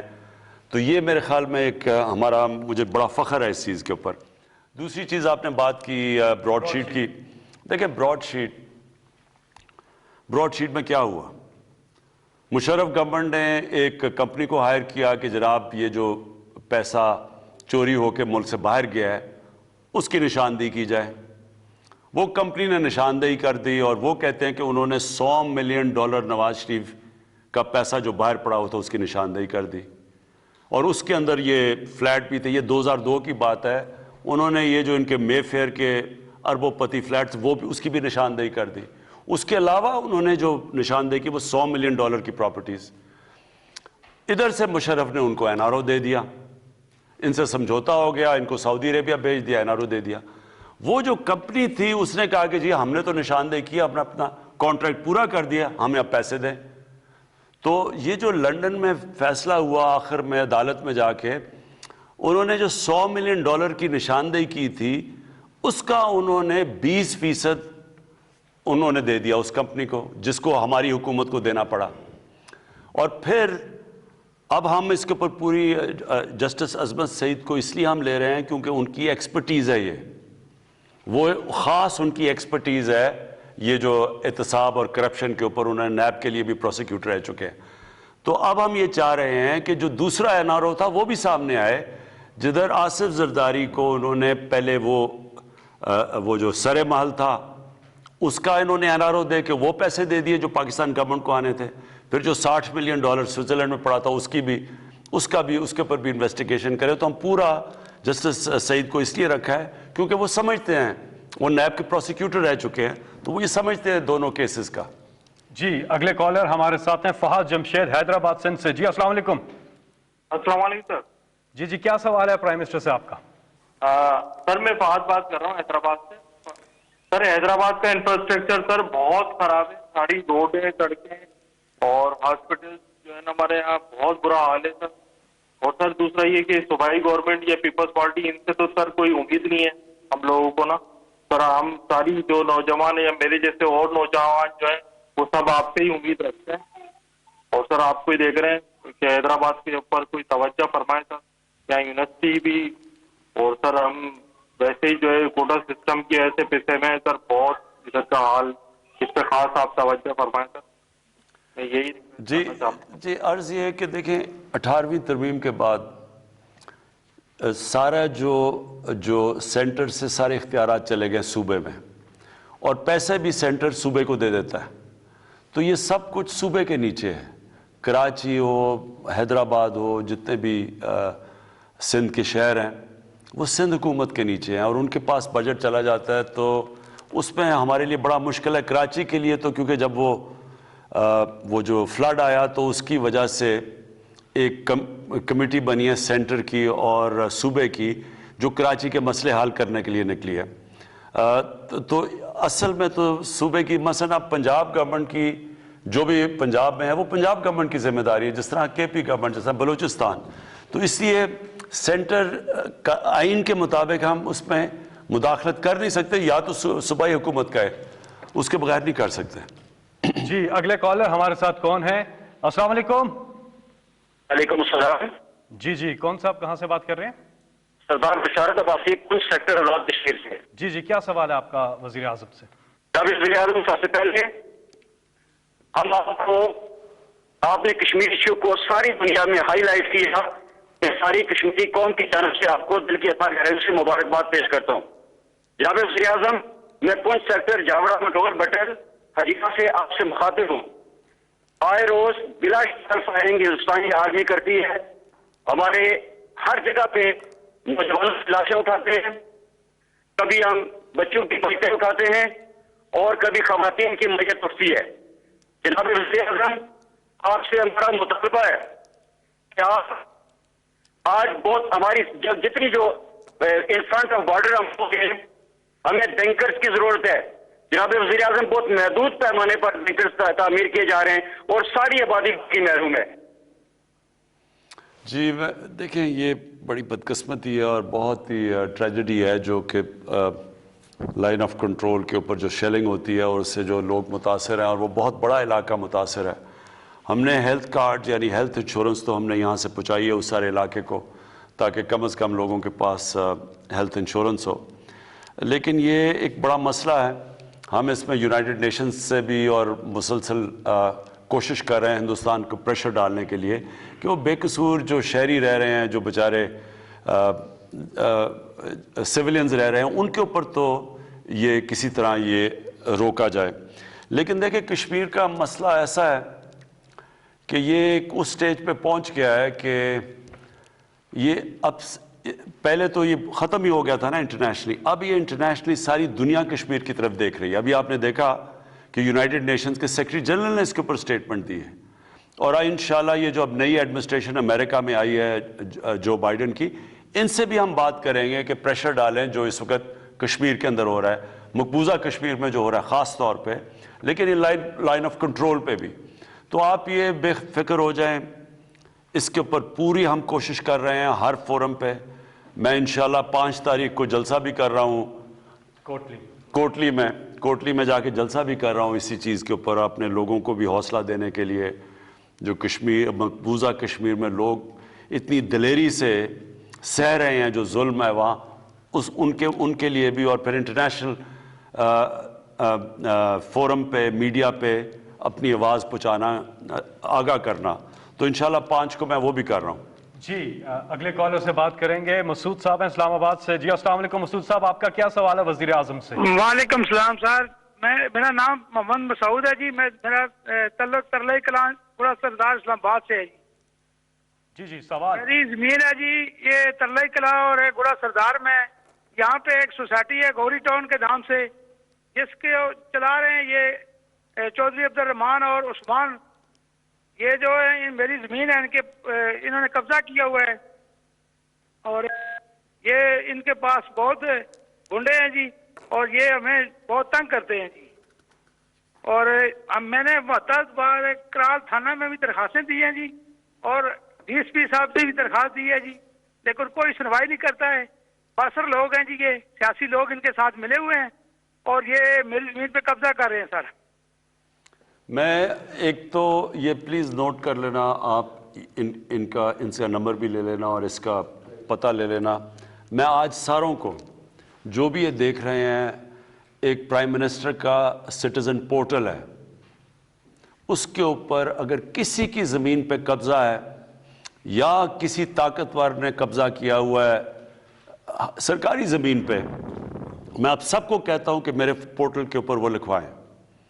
اور میں نے ایک یہ جو سارے پاکستان میں قبضہ گروپ ہے ان کے خلاف اعلان جنگ کیا ہوا ہے. یہ وہ لوگ ہیں یہ کرتے کیا ہیں؟ یہ کرتے یہ ہیں کہ یہ ایک طاقتور لوگوں کی پناہ کے اندر رہ کے یہ ساری یہ واردات کرتے ہیں. اور یہ شروع کیسے ہوا؟ یہ شروع ایسے ہوا کہ یہاں جو ہماری پولیٹیکل پارٹیز جو یہ 2 مین پولیٹیکل پارٹیز انہوں نے سب سے پہلے قبضہ گروپوں کو پالنا شروع کیا. اور میں شروع میں آپ کو کہا کہ یہ قبضہ گروپ ان کے جلسے بھی فائنانس کرتے تھے ان کو بھی فائنانس کرتے تھے ان کی ATM مشینیں بھی بنے ہوئے تھے ان کی پناہ پہ بیٹھے ہوئے تھے. جو پولیٹیکل لیڈرشپ تھی گورنمنٹ کے اندر بیٹھ کے وزیر اور پرائم منسٹرز ان کو پروٹیکٹ کرتے تھے بلکہ کئی وزیر خود قبضہ گروپ کے حصے بنے ہوئے تھے انہوں نے بھی زمینوں پہ قبضے کیے ہوئے تھے. اور جب انتظامیہ دیکھتی تھی پولیس اور جب انتظامیہ دیکھتی تھی کہ جناب وہ فلانے قبضے گروپ کو پروٹیکشن دے رہی ہے پرائم منسٹر اور اس کے وزیر تو وہ خود اپنے قبضہ گروپ کو بھی پروٹیکشن دینا شروع ہو گئے. تو پورا سسٹم بن گیا. اور یہ کس کی زمینوں پہ قبضے کرتے تھے؟ غریب لوگوں کی. وہ لوگ جس طرح بھی انہوں نے کہا میری آواز نہیں ہے وہ اچھا وہ دیکھ لیتے تھے کہ کس کی زمین پہ قبضہ کرنا، جب دیکھتے تھے کہ وہ کوئی کمزور لوگ ہیں، شریف لوگ ہیں، بے آواز لوگ ہیں یا بیرون ملک پاکستانی ہیں جو باہر بیٹھے ہوئے ہیں، ان کی زمین پہ قبضے کر لیتے تھے. اور پھر ساتھ مل جاتی تھی پولیس، انتظامیہ ساتھ مل جاتی تھی اور بیچارے لوگ بے بس ہو جاتے تھے. تو اس کے اوپر ہم نے پوری وار ڈکلیئر کر دی ہے. ہم اس وقت سارے قبضہ گروپوں کے پیچھے جا رہے ہیں، زمینیں دیکھ رہے ہیں، ریکارڈز دیکھ رہے ہیں، سرکاری زمینوں کے ریکارڈ جدھر انہوں نے قبضے کیے ہوئے ہیں، جس پہ بڑے بڑے سیاستدان اربوں روپے کی زمینوں پہ قبضہ کر کے بیٹھے ہوئے تھے. اور اس کے علاوہ نیچے تک قبضہ گروپ کے اوپر ہم جا رہے ہیں. اور یہ ایک اور ہمارا مسئلہ یہ ہے کہ ہم ایک سول پروسیجر کوڈ یعنی لے کے آ رہے ہیں پاکستان میں. ہم نے جو اصلاحات کی ہیں لیگل سسٹم میں، وہ یہ ہے کہ پہلے اگر زمین کا کیس ہو تو 30-40 سال اس کا فیصلہ ہی نہیں ہوتا تھا. اب ہم جو نئی سول پروسیجر کوڈ لے کے آ رہے ہیں جو آ گئی ہے پنجاب میں اور پختونخوا میں، اس میں 1 سال کے اندر فیصلہ ہونا ہے. اس سے بھی بہت بڑا فائدہ ہوگا کہ یہ جو قبضہ گروپ ہیں، جب انہیں یہ اس لیے ہوتا ہے کیونکہ فیصلہ نہیں ہوتا تو اس لیے آخر میں لوگ ان کو پیسے دے دیتے ہیں یا پیچھے ہٹ جاتے ہیں یا ان سے پیسے لے کے. تو ہم اب ایک ہر طرح جا رہے ہیں، قانونی طور پہ بھی جا رہے ہیں، اور یہ جو بڑے بڑے لوگوں نے سرکاری زمینیں وہ آپ کے سامنے ہیں، بڑے بڑے محل گر رہے ہیں. ہم نے اب پورا ان کے خلاف جنگ لڑنی ہے. اور میں آج پھر لوگوں کو کہہ رہا ہوں کہ جب بھی آپ دیکھیں آپ کی زمین پہ قبضہ ہو یا سرکاری زمین پہ قبضہ ہو، میرے سٹیزن پورٹل کے اوپر فوری طور پہ اس کو درج کروائیں. ہمیں اندازہ ہے کہ بہت سے لوگ ملک کے طول و عرض سے، بیرون ممالک سے کوشش کر رہے بات کرنے کی، لیکن انشاءاللہ آج جن لوگوں کو موقع نہیں مل سکا، ہم دوبارہ بھی یہ نشست کریں گے تاکہ آپ بھی وزیر اعظم سے بات کر سکیں. اور انشاءاللہ لیڈر عمران خان کی قیادت میں یہ ملک ترقی کرے گا اور یہ قوم ایک عظیم قوم بنے گی. اللہ آپ سب کا حامی و ناصر ہو. کیسی یہ ہوائیں چلی،